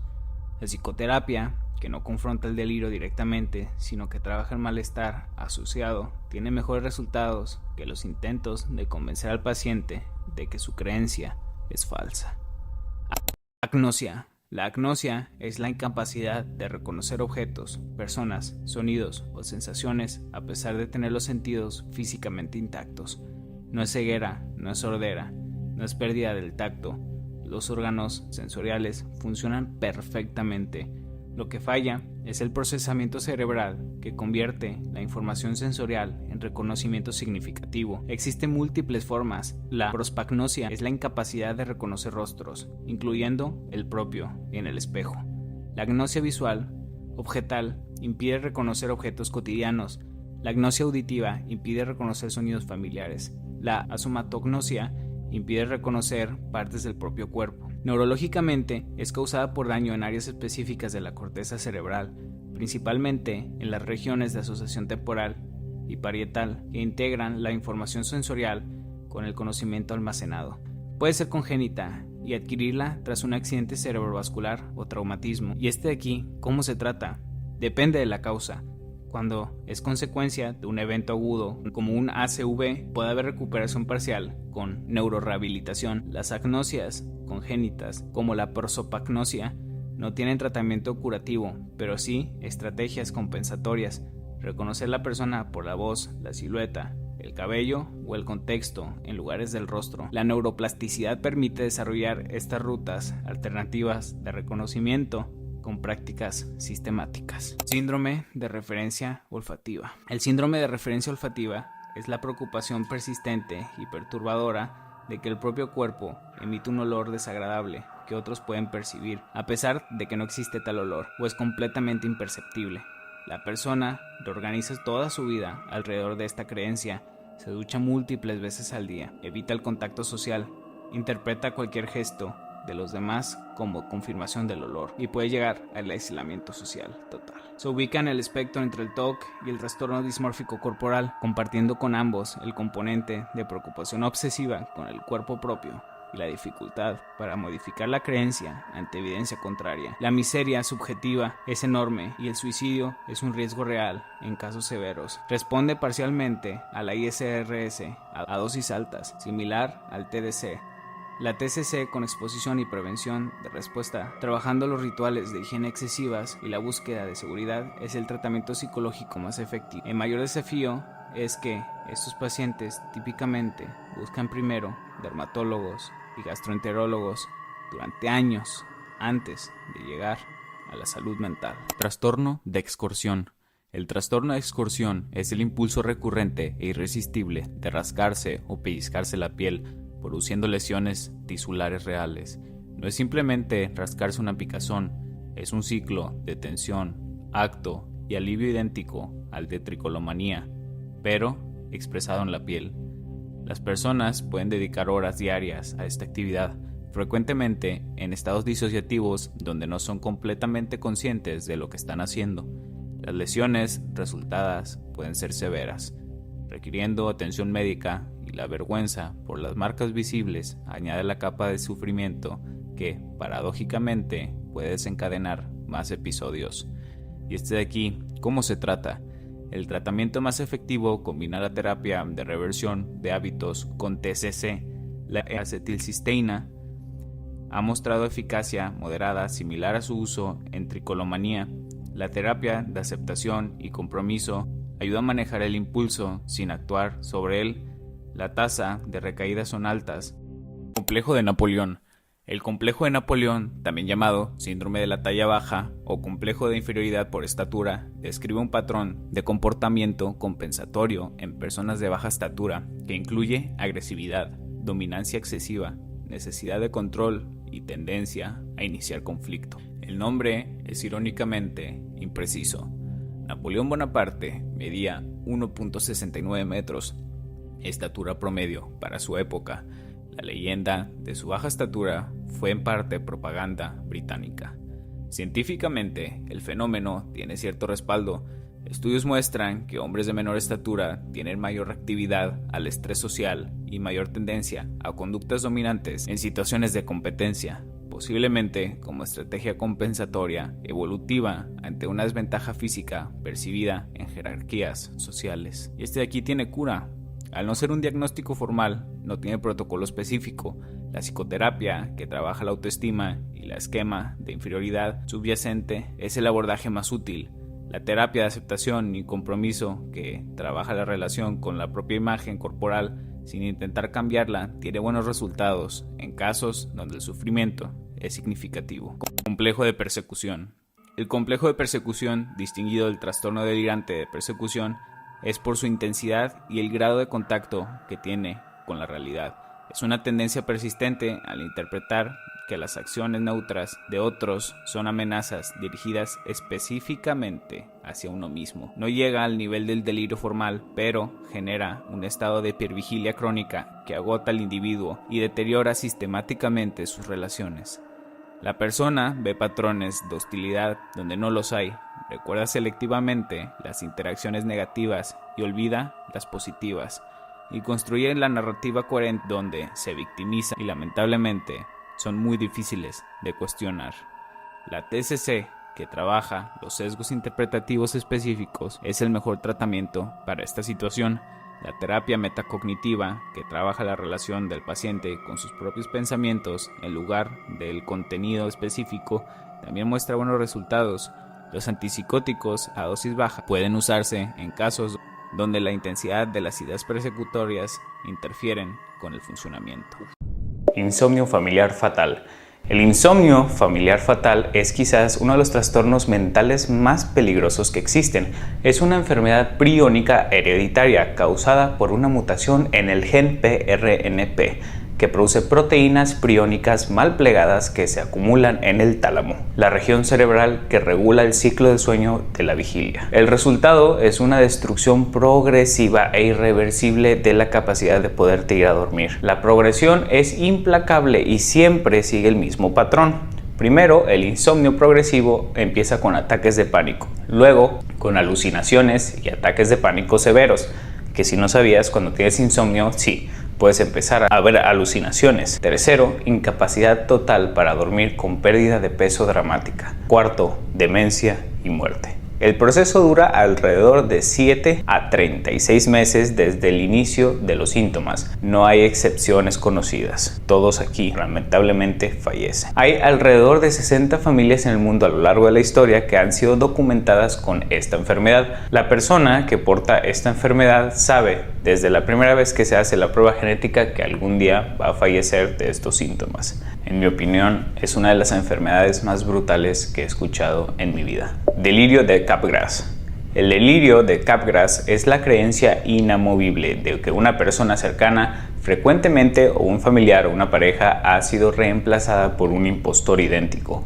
La persona reconoce exactamente el aspecto de la persona familiar, sabe que se ve exactamente igual, pero está absolutamente convencida de que esa persona no es la misma. El mecanismo neurobiológico es fascinante, de hecho me llamó mucho la atención. Normalmente cuando reconocemos un rostro familiar se producen dos procesos a la misma vez en tu cerebro: el reconocimiento visual en la corteza temporal y una respuesta emocional de familiaridad generada por la amígdala. En el delirio de Capgras, el reconocimiento visual funciona perfectamente, pero la conexión con la respuesta emocional familiar está interrumpida. El cerebro ve a la persona correcta, pero no se siente que es ella. Y ante esa disonancia entre lo visual y lo emocional, construye la única explicación que tiene sentido desde adentro: es un impostor. Este de aquí se asocia frecuentemente con la esquizofrenia, demencia de Lewy, traumatismo cráneoencefálico y lesiones en el hemisferio derecho. Este de aquí no tiene cura, pero puede manejarse. El tratamiento de la condición subyacente cuenta con antipsicóticos en esquizofrenia, manejo de demencia y tratamientos para el delirio. Este de aquí, sinceramente, es uno que no puedo comprender, pero me imagino que es una pesadilla. Síndrome de la mano ajena. El síndrome de la mano ajena es exactamente lo que te estás imaginando. Y déjame decirte, suena más perturbador de lo que parece. Una de tus extremidades, generalmente una mano o un pie, realiza movimientos complejos e involuntarios completamente fuera del control de la conciencia de la persona. La mano puede agarrar objetos, quitarte la ropa, interferir con la otra mano o incluso intentar estrangular a otras personas sin tu conciencia. La persona no siente que la mano es suya, la percibe como una entidad completamente separada a la propia. De ahí el nombre. Neurológicamente ocurre cuando las regiones motoras del cerebro se desconectan del control voluntario consciente. Típicamente pasa esto tras un daño en el cuerpo calloso, el área motora suplementaria o la corteza frontal medial. La mano sigue recibiendo señales motoras, pero ya no está coordinadas con la intención consciente. Se asocia con cirugías de cuerpo calloso para epilepsia severa, accidentes cerebrovasculares y enfermedades neurodegenerativas. Este de aquí no tiene cura. Las intervenciones se enfocan en mantener la mano ocupada con tareas que compitan con los movimientos involuntarios, darle que sostener para reducir los comportamientos problemáticos y, en otros casos, reducir la intensidad con el tiempo a medida que el cerebro desarrolla rutas alternativas de control. Sin dudamente, una enfermedad muy peculiar. Foyer à Deux. Es un término francés que significa locura compartida. Es un síndrome en el que un delirio se transmite de una persona a otra. El caso primario a otra, el caso secundario comparte el mismo entorno íntimo y aislado. El caso primario desarrolla el delirio de forma independiente. El caso secundario generalmente en una relación de dependencia emocional intensa con el primario. Adopta gradualmente las mismas creencias del delirante. Cuando se separa a ambas personas, el caso secundario frecuentemente abandona el delirio. El caso primario lo mantiene. Ha ocurrido en parejas, familias enteras e incluso grupos más amplios en situaciones de aislamiento extremo. En la era de las redes sociales, algunos investigadores proponen que ciertos fenómenos de pensamiento conspirativo masivo comparten el mismo mecanismo que esta enfermedad. El tratamiento más efectivo es la separación inmediata de ambas personas. El caso secundario generalmente mejora rápidamente sin necesidad de medicación. El caso primario requiere tratamiento antipsicótico estándar, pero el delirio es subyacente. Este de aquí, créeme, lo he visto en redes sociales. Síndrome de Lima. El síndrome de Lima es el inverso exacto del síndrome de Estocolmo.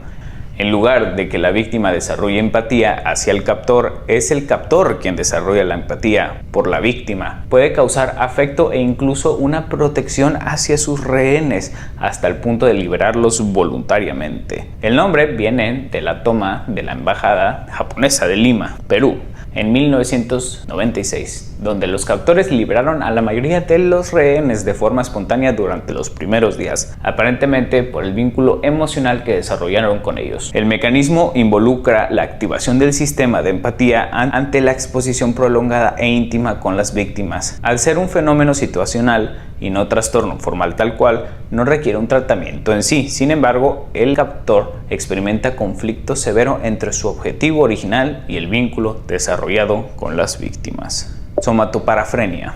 La somatoparafrenia es la negación delirante de la propiedad de una parte del propio cuerpo. La persona, generalmente tras un accidente cerebrovascular del hemisferio derecho, no solo puede mover el brazo izquierdo por la parálisis, sino que está absolutamente convencida de que ese brazo no le pertenece. Puede afirmar que es el brazo de su médico, de un familiar presente o de un extraño no conocido. No es una confusión tal cual, es una creencia delirante sobre la propiedad corporal que persiste incluso cuando se le muestra evidencia directa de que su brazo está unido a su cuerpo. Neurológicamente involucra daño en la región parietal del hemisferio derecho, que integran la información propioceptiva, visual y táctil para construir el esquema corporal. No tiene un tratamiento específico establecido. La recuperación depende de la neuroplasticidad y la rehabilitación de las áreas dañadas. Sin dudamente, una enfermedad muy aterradora. Complejo de Edipo.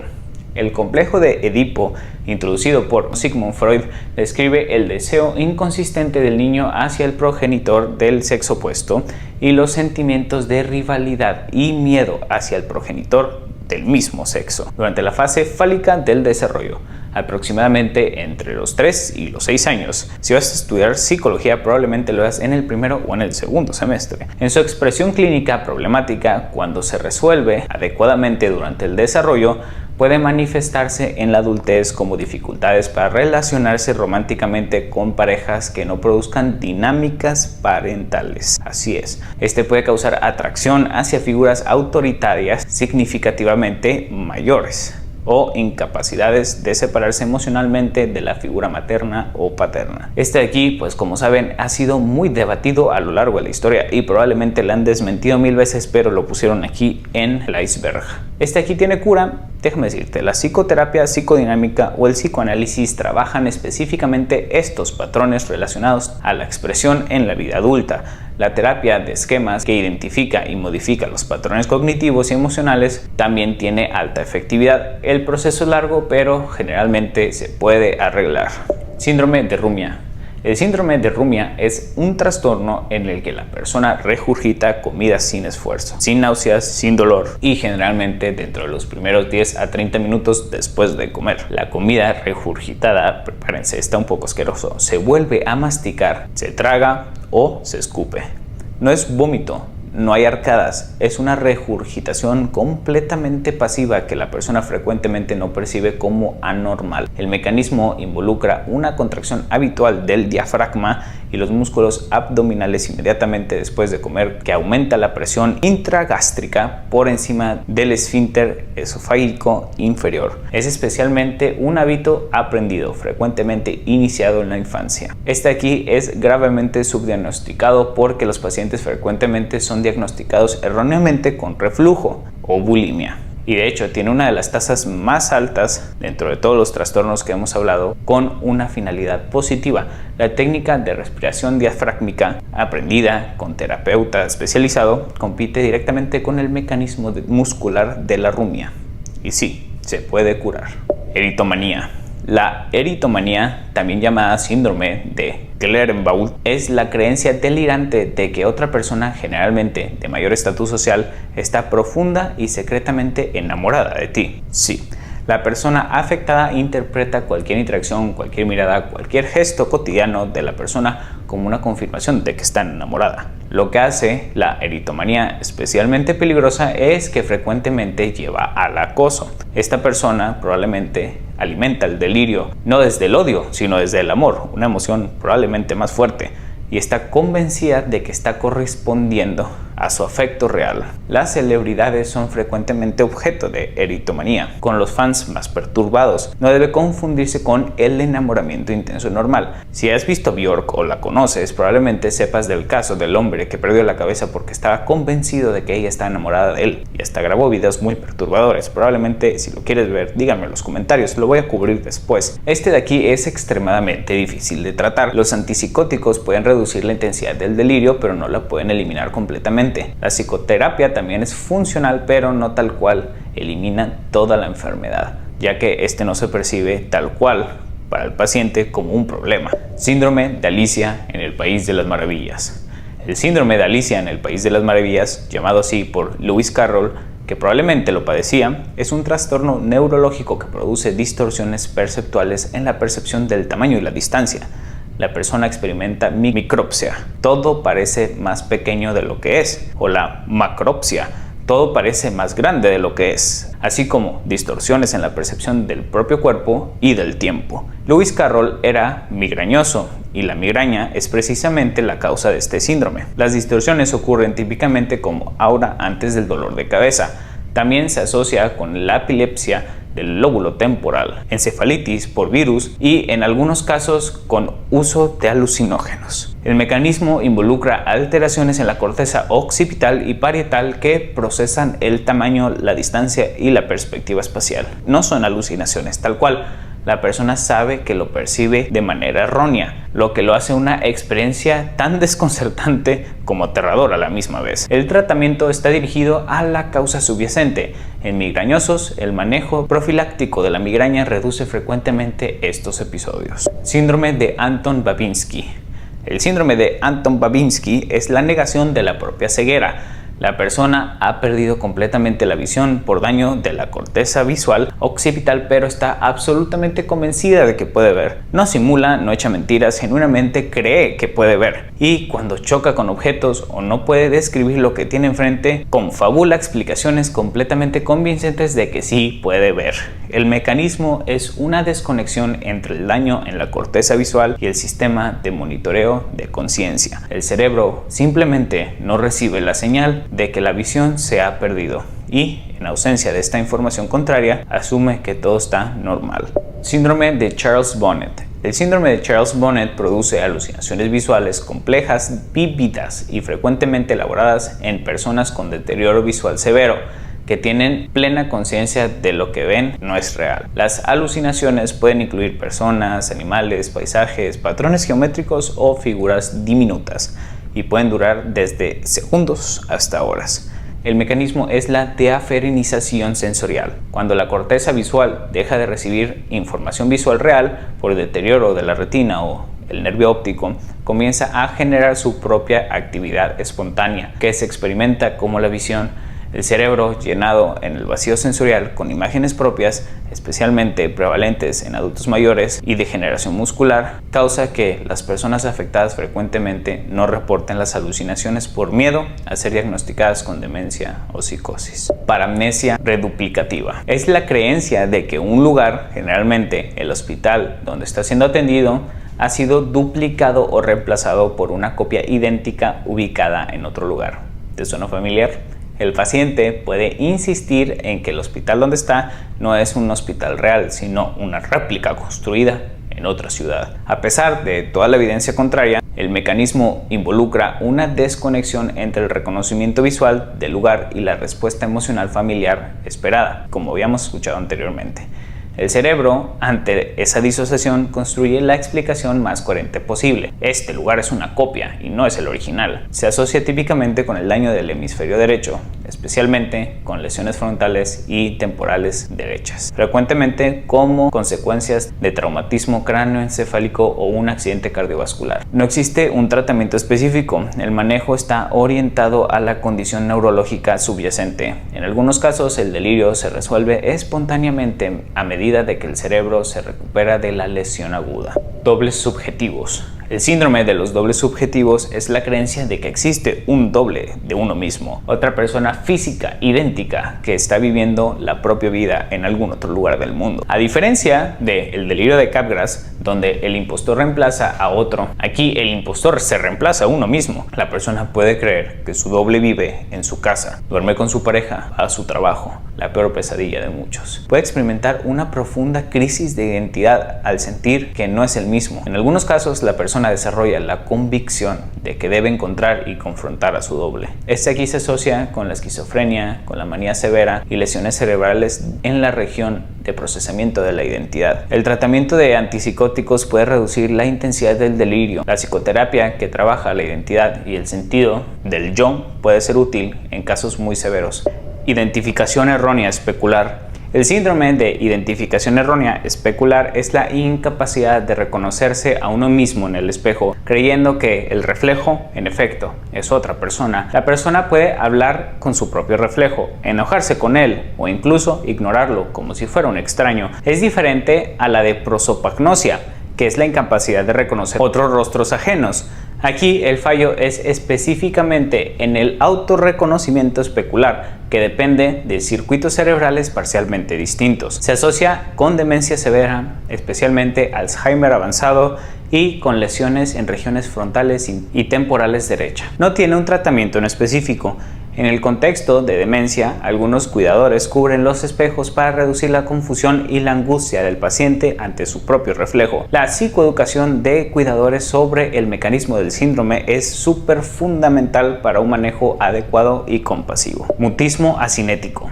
El mutismo asinético es un estado en el que la persona está despierta, con ojos abiertos, aparentemente alerta, pero sin hablar ni moverse de forma voluntaria. No es un coma. No es parálisis en el sentido motor tradicional, es una desconexión entre la conciencia y la voluntad de actuar. El paciente parece observar su entorno con cierta conciencia, pero sin ninguna iniciativa de interacción. Neurológicamente involucra daño bilateral en la área motora suplementaria o en el cíngulo anterior, regiones críticas para la iniciación de la conducta voluntaria. El cerebro puede procesar información, pero no puede generar el impulso de actuar sobre ella. Depende de la causa y la extensión del daño, este puede tener cura.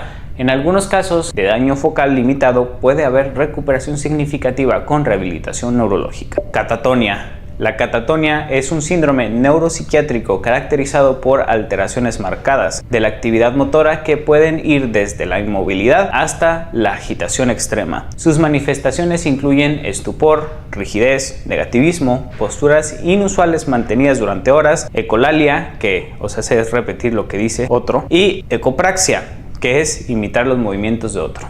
Uno de sus síntomas más fascinantes es la flexibilidad cerebral. El paciente puede ser colocado en posturas extrañas por el examinador y la mantiene durante horas sin quejarse ni resistirse. Se asocia con esquizofrenia, trastorno bipolar, depresión severa y también puede ser causada por condiciones médicas como encefalitis o alteraciones metabólicas severas. ¿Y esto aquí tiene cura?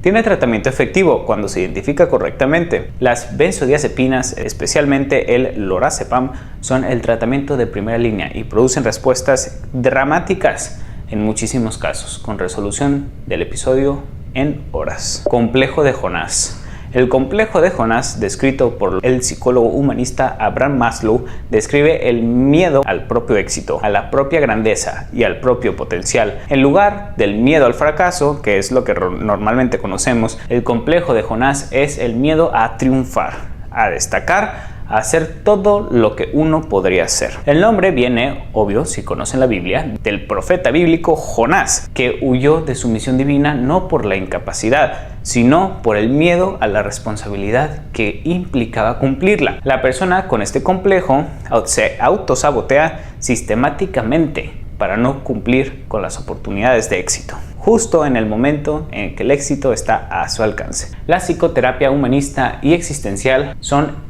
los que traen el mejor abordaje, sobre todo más coherente con la naturaleza de este problema. La terapia de esquemas que identifica las creencias nucleares sobre el merecimiento y el éxito también tienen alta efectividad. Descendemos a nivel 7. Síndrome de Ganser.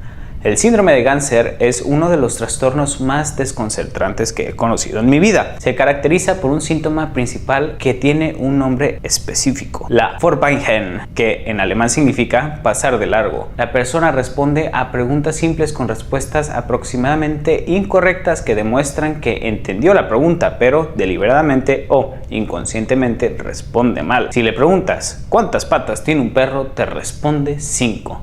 Si le preguntas ¿cuántos 2 más 2?, te va a decir probablemente 8. Las respuestas están siempre cerca de la correcta, pero nunca están bien. Y la persona no parece estar bromeando. De hecho, parece que está en lo correcto. Responde con una certeza casi quirúrgica. Se acompaña de alucinaciones, síntomas conversivos como parálisis o ceguera sin causa orgánica, amnesia y, en estudios generales, hasta confusión. Fue escrito originalmente en Prisioneros y el debate sobre si un trastorno disociativo genuino, una forma de simulación inconsistente o respuesta psicogénica al estrés extremo sigue sin resolverse completamente en la psiquiatría moderna. En la mayoría de los casos documentados, el síndrome se resuelve de forma relativamente rápida. Estamos hablando de días o semanas, específicamente cuando se elimina el estresor desencadenante. La psicoterapia de apoyo es el tratamiento principal. Síndrome de Cotard. El síndrome de Cotard es conocido como el delirio de los muertos andantes. La persona está absolutamente convencida de que está muerta, de que no existe, de que sus órganos se han podrido o desaparecido. En casos extremos, la persona cree que es inmortal porque ya está muerta y por lo tanto no puede morir. Fue descrito por el neurólogo Jules Cotard en 1880 con el caso de una paciente que creía que no tenía cerebro, nervios ni estómago, que era solo piel y hueso, y que no necesitaba comer porque ya estaba muerta. Murió de inanición porque no veía razón para alimentarse. El mecanismo neurológico involucra una desconexión generalizada entre el procesamiento de la percepción y la respuesta emocional de familiaridad y presencia vital. Si el delirio de Capgras es una desconexión aplicada del reconocimiento de otras, el síndrome de Cotard es esa misma desconexión pero aplicada al reconocimiento de la propia existencia. Estudios de neuroimagen en pacientes con el Cotard muestran reducción dramática de actividad metabólica cerebral, patrones similares a los estados de la anestesia general. El cerebro de estas personas en cierto sentido funcionan como si estuvieran casi apagados. Se asocia con depresión psicótica severa, esquizofrenia, trastorno bipolar, traumatismo cráneoencefálico y en casos raros con infecciones neurológicas como encefalitis. Con tratamiento adecuado muchos casos muestran remisión significativa. La terapia electroconvulsiva tiene mayor tasa de respuestas documentadas, especialmente cuando el síndrome de Cotard se asocia con depresión psicótica severa. Los antipsicóticos combinados con antidepresivos son el tratamiento farmacológico estándar. El mayor riesgo en el periodo sin tratamiento es precisamente el que mató a la paciente original de Cotard: la negatividad a comer, beber o cuidarse porque la persona no percibe razón para mantenerse un cuerpo que cree inexistente. Delirio de Fregoli.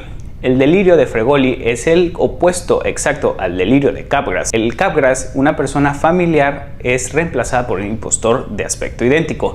En el Fregoli, diferentes personas desconocidas son reconocidas como la misma persona familiar disfrazada. La persona puede ver a su perseguidor, que generalmente es alguien conocido, en el rostro de un extraño en el autobús, en el cajero del supermercado, en el médico que te atiende. Cada persona diferente es en realidad la misma persona, cambiando de apariencia para seguirla y acecharla. El nombre viene del actor italiano Leopoldo Fregoli, famoso a principios del siglo XX por su habilidad para transformarse en múltiples personas durante sus actuaciones. La amígdala señala familiaridad donde no lo hay, y el cerebro construye la narrativa más coherente disponible. Es la misma persona disfrazada. Se asocia predominantemente con esquizofrenia paranoide y con lesiones en el hemisferio derecho. El tratamiento antipsicótico puede reducir significativamente la intensidad del delirio. La clozapina ha mostrado eficacia en casos resistentes a otros antipsicóticos. Síndrome de Munchausen.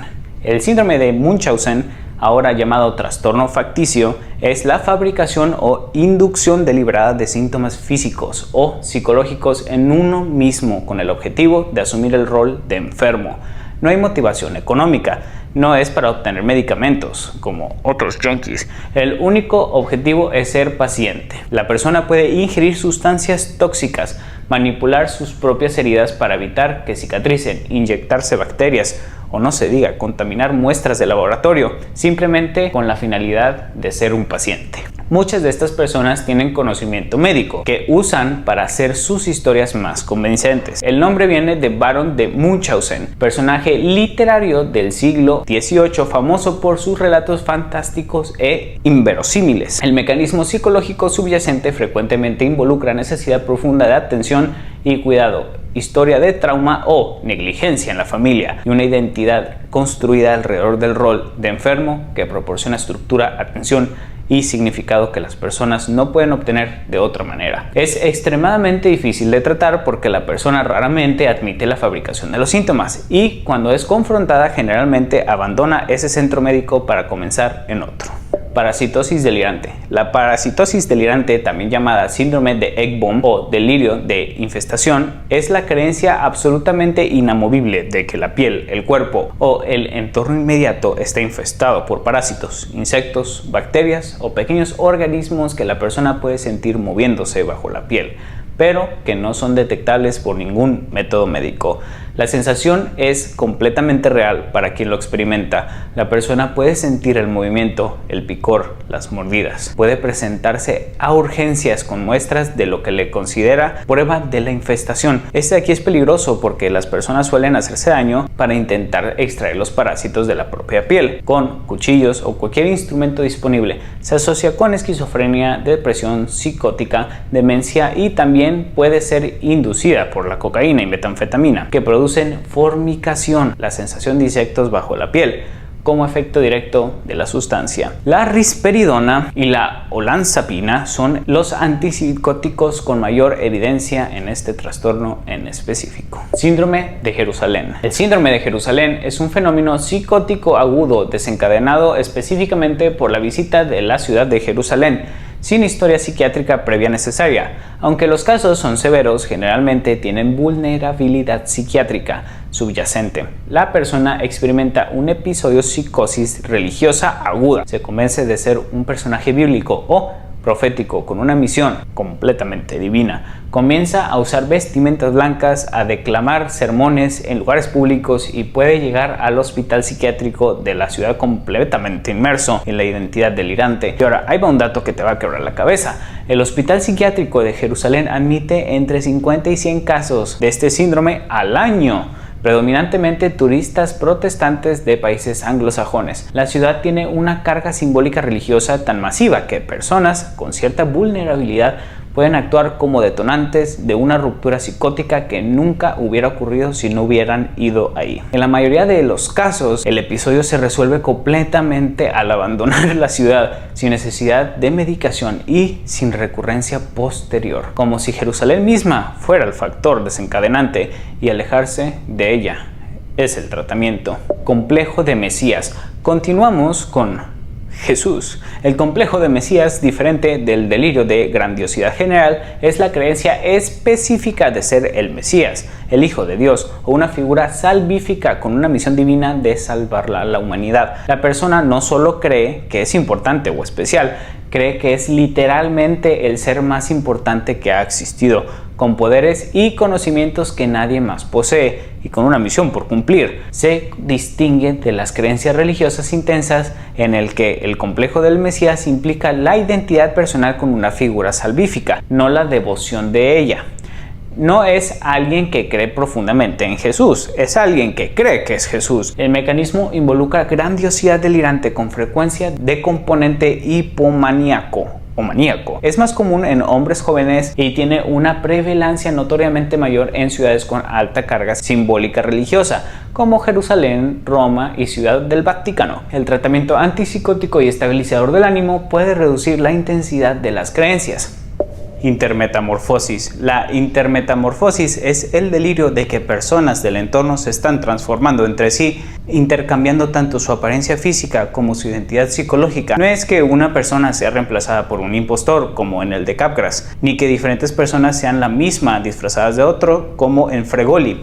Es que la persona literalmente se convierte en otra persona, completando una transformación total de cuerpo y alma. La persona puede creer que su médico se ha transformado en su madre o que su esposo se ha transformado en su jefe, no solo en apariencia, sino en esencia. Es el más complejo de todos los síndromes de identificación errónea porque combina la confusión visual de Fregoli con la sustitución de identidad del de Capgras. Se asocia predominantemente con esquizofrenia paranoide severa y en uno de los síndromes de identidad errónea más frecuente de todos. El tratamiento antipsicótico es el abordaje principal, con los mismos desafíos que el de los síndromes de identificación errónea. Síndrome de Stendhal. El síndrome de Stendhal, también llamado síndrome de Florencia, es una respuesta psicosomática a la exposición a obras de arte de gran belleza o concentración cultural que produce síntomas físicos y psicológicos reales como la taquicardia, el vértigo, la confusión, alucinaciones y, en casos extremos, episodios disociativos o psicóticos breves. El nombre viene del escritor francés Stendhal, que escribió en 1817 una experiencia de este tipo al visitar las tumbas de los grandes italianos en Santa Croce, en Florencia. El Hospital Santa Maria Nuovo de Florencia, uno de los hospitales más antiguos del mundo, atiende regularmente a turistas con síntomas de este síndrome. El mecanismo propuesto involucra una sobrecarga sensorial y emocional ante la densidad de significado cultural y estético concentrada en ciertos espacios. La psiquiatra italiana Graziella Magherini documentó más de 100 casos en Florencia durante los años 80 y definió el síndrome clínicamente.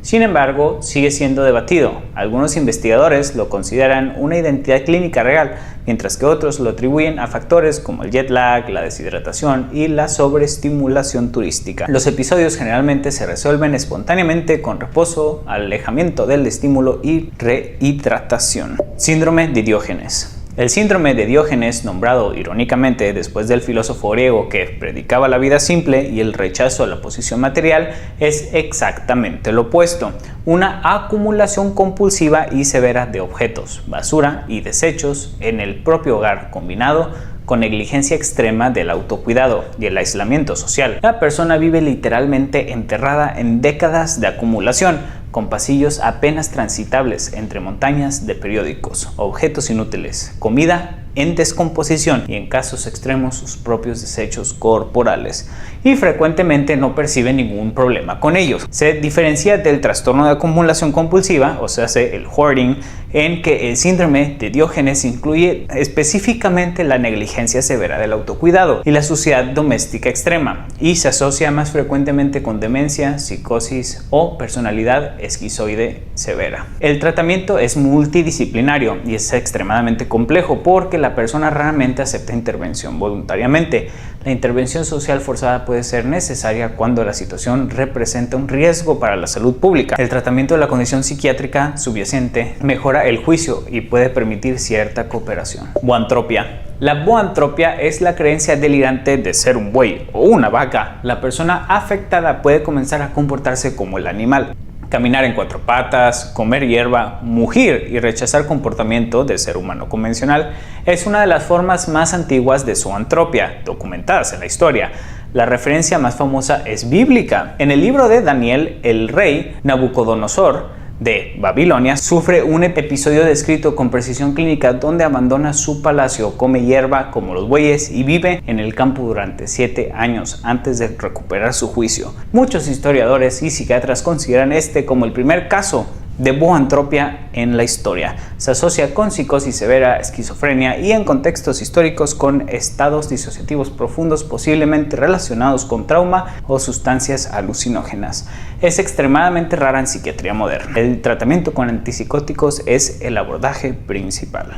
Complejo de Fedra. El complejo de Fedra, nombrado después del personaje mitológico griego que se enamoró de su hijastro Hipólito, describe a la atracción romántica de una figura parental, generalmente una madre o una madrastra, hacia su hijo o hijastro. En su dimensión clínica, el complejo de Fedra representa una perturbación grave en los límites de relaciones intrafamiliares, frecuentemente asociada con disfunción severa en la regulación emocional, historia de trauma y en algunos casos con episodios maníacos o hipomaníacos, que desinhiben conductas que los mecanismos de control normal mantendrían suprimidas. El tabú de esto tiene bases tanto culturales como neurobiológicas.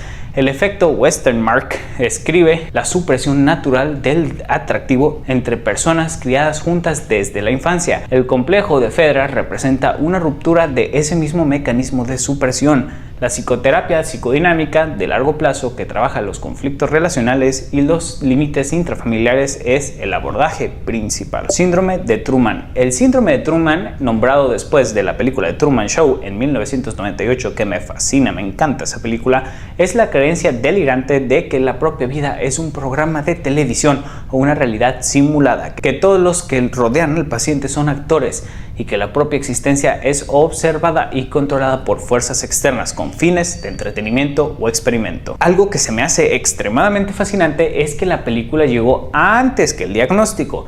Después de su estreno, psiquiatras comenzaron a documentar pacientes cuyo delirio seguía exactamente esta narrativa.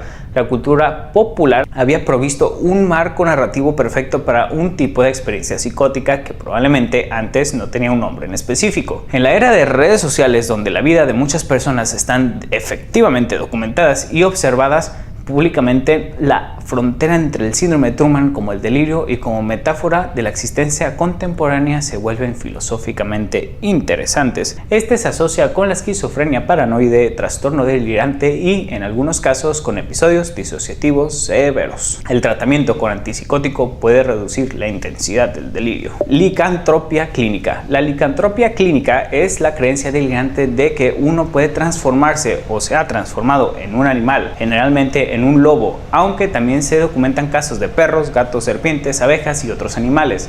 Sí, ¿te suena familiar o no? Terian, la persona puede adoptar comportamiento del animal, moverse como él, producir sonidos y en casos extremos intentar atacar a otros como si fuera un animal.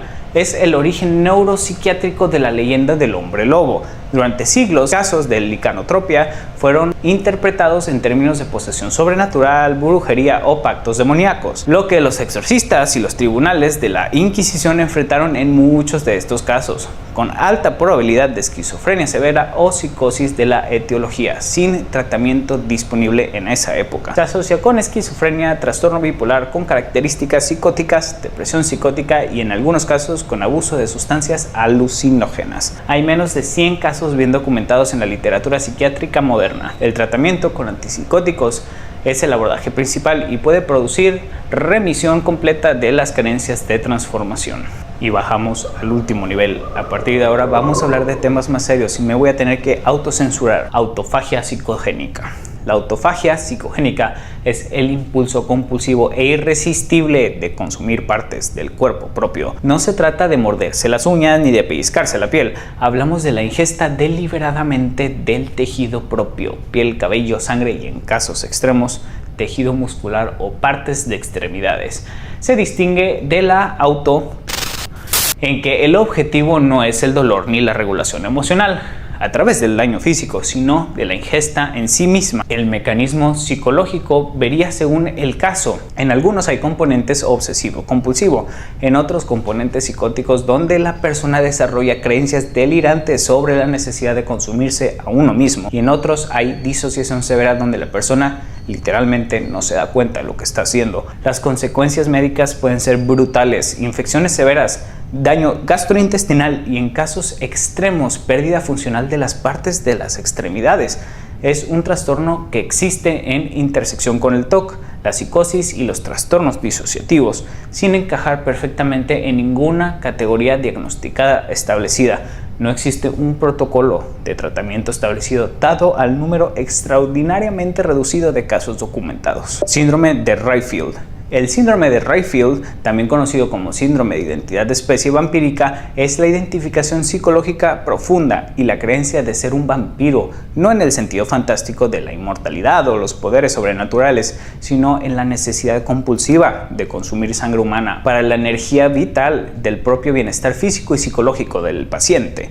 La persona con este síndrome describe síntomas físicos reales cuando no consumen sangre: debilidad, fatiga severa, sensación de vacío y deterioro del estado de ánimo, y alivio genuino cuando lo vuelven a hacer. Hay una comunidad documentada de personas que practican el vampirismo consensual, consumo de sangre de donantes voluntarios, y que reportan que esta práctica es necesaria para su funcionamiento normal. El debate clínico es el siguiente: ¿es una identidad alternativa que no causa daño cuando se practica entre adultos consintientes o es un delirio somático? La psiquiatría no tiene una respuesta definitiva y los casos documentados son suficientemente escasos como para ser una evidencia factual. Los riesgos médicos son reales independientemente de la naturaleza psicológica: transmisión de enfermedades infecciosas, daño a los donantes y, en caso del consumo no consensual, riesgo legal y penal severo. No existe un tratamiento establecido. Síndrome de Kluver-Bucy. El síndrome de Kluver-Bucy es el resultado de la destrucción bilateral de la amígdala y las regiones temporales mediales del cerebro, y lo que produce es una de las transformaciones de la personalidad más dramáticas y perturbadoras que se conoce en la psiquiatría.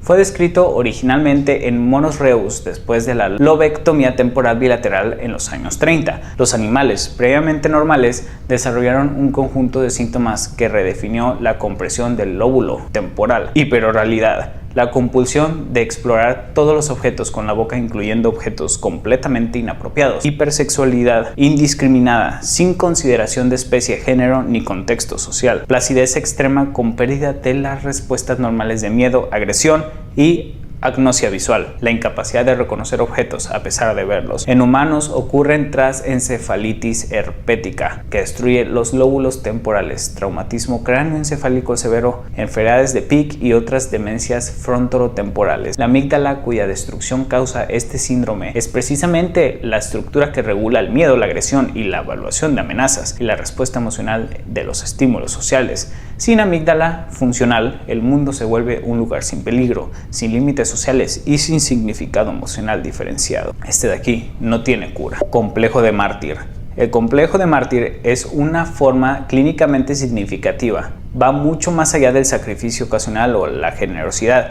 Es un patrón psicológico profundo en el que la persona construye su identidad completamente alrededor del sufrimiento propio, el sacrificio por otros y la victimización, y necesita mantener ese sufrimiento activamente porque sin él no tiene sentido del yo. La persona con complejo de mártir clínico no solo acepta el sufrimiento, lo busca, lo provoca y lo mantiene. Sabotea activamente las situaciones donde podría dejar de sufrir porque el sufrimiento es el núcleo de su identidad y de su valor percibido en las relaciones. El sacrificio es la moneda con la que compra el amor, atención y significado. Las consecuencias relacionadas son devastadoras. La culpa se usa como una herramienta de control, el sufrimiento se exhibe para generar deuda emocional y cualquier intento de los seres queridos de mejorar la situación es inconscientemente saboteada para mantener el rol de víctima intacto. Neuropsicológicamente hay patrones de identidad construidos alrededor de la victimización que se superponen con trastornos de personalidad dependiente, masoquista y límite. Hay evidencia que el sufrimiento crónico autoprovocado activa circuitos de recompensa de formas que hacen patrones de repetición. La psicoterapia psicodinámica, que trabaja la identidad subyacente y los valores de esquemas, son el abordaje principal. La terapia de esquemas específicamente trabaja el esquema de autosacrificio y la creencia nuclear del sufrimiento propio es la única válida para obtener amor. Este aquí es muy difícil de tratar.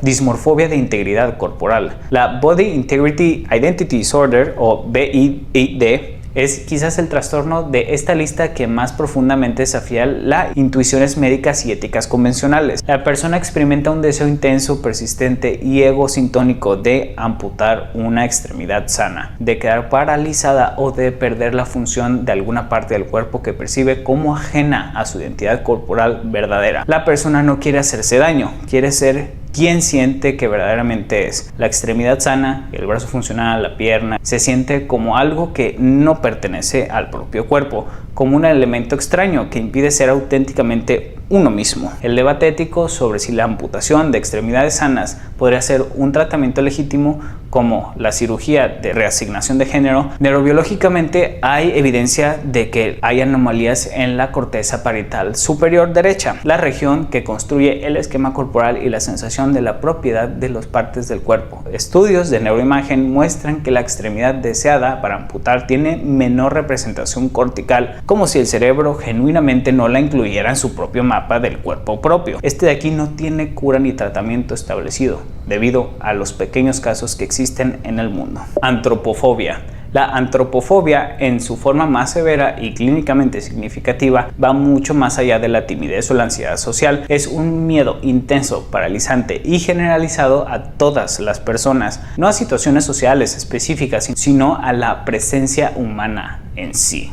La persona con esta enfermedad severa no solo evita eventos sociales, evita cualquier contacto con seres humanos, incluyendo figuras en televisión, voces humanas y, en algunos casos mucho más extremos, fotografías de personas. El mundo humano es, en su totalidad, una fuente de terror insoportable.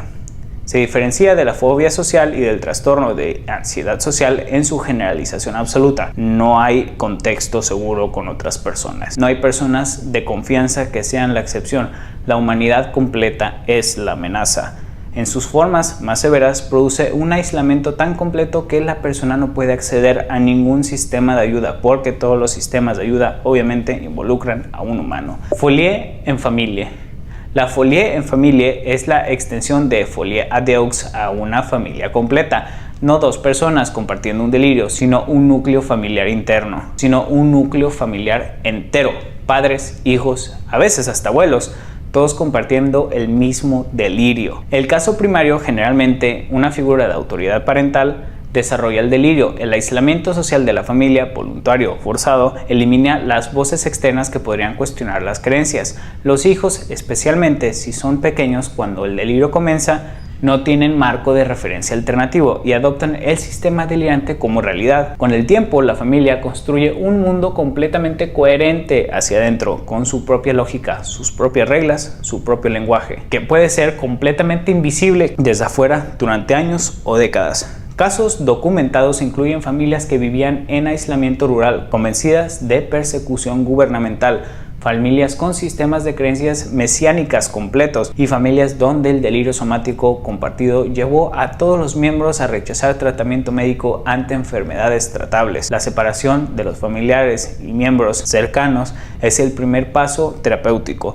como en folie à deux. Los casos secundarios, los hijos especialmente, frecuentemente mejoran significativamente una vez expuestos a la realidad externa alternativa. Síndrome de Munchausen por poderes.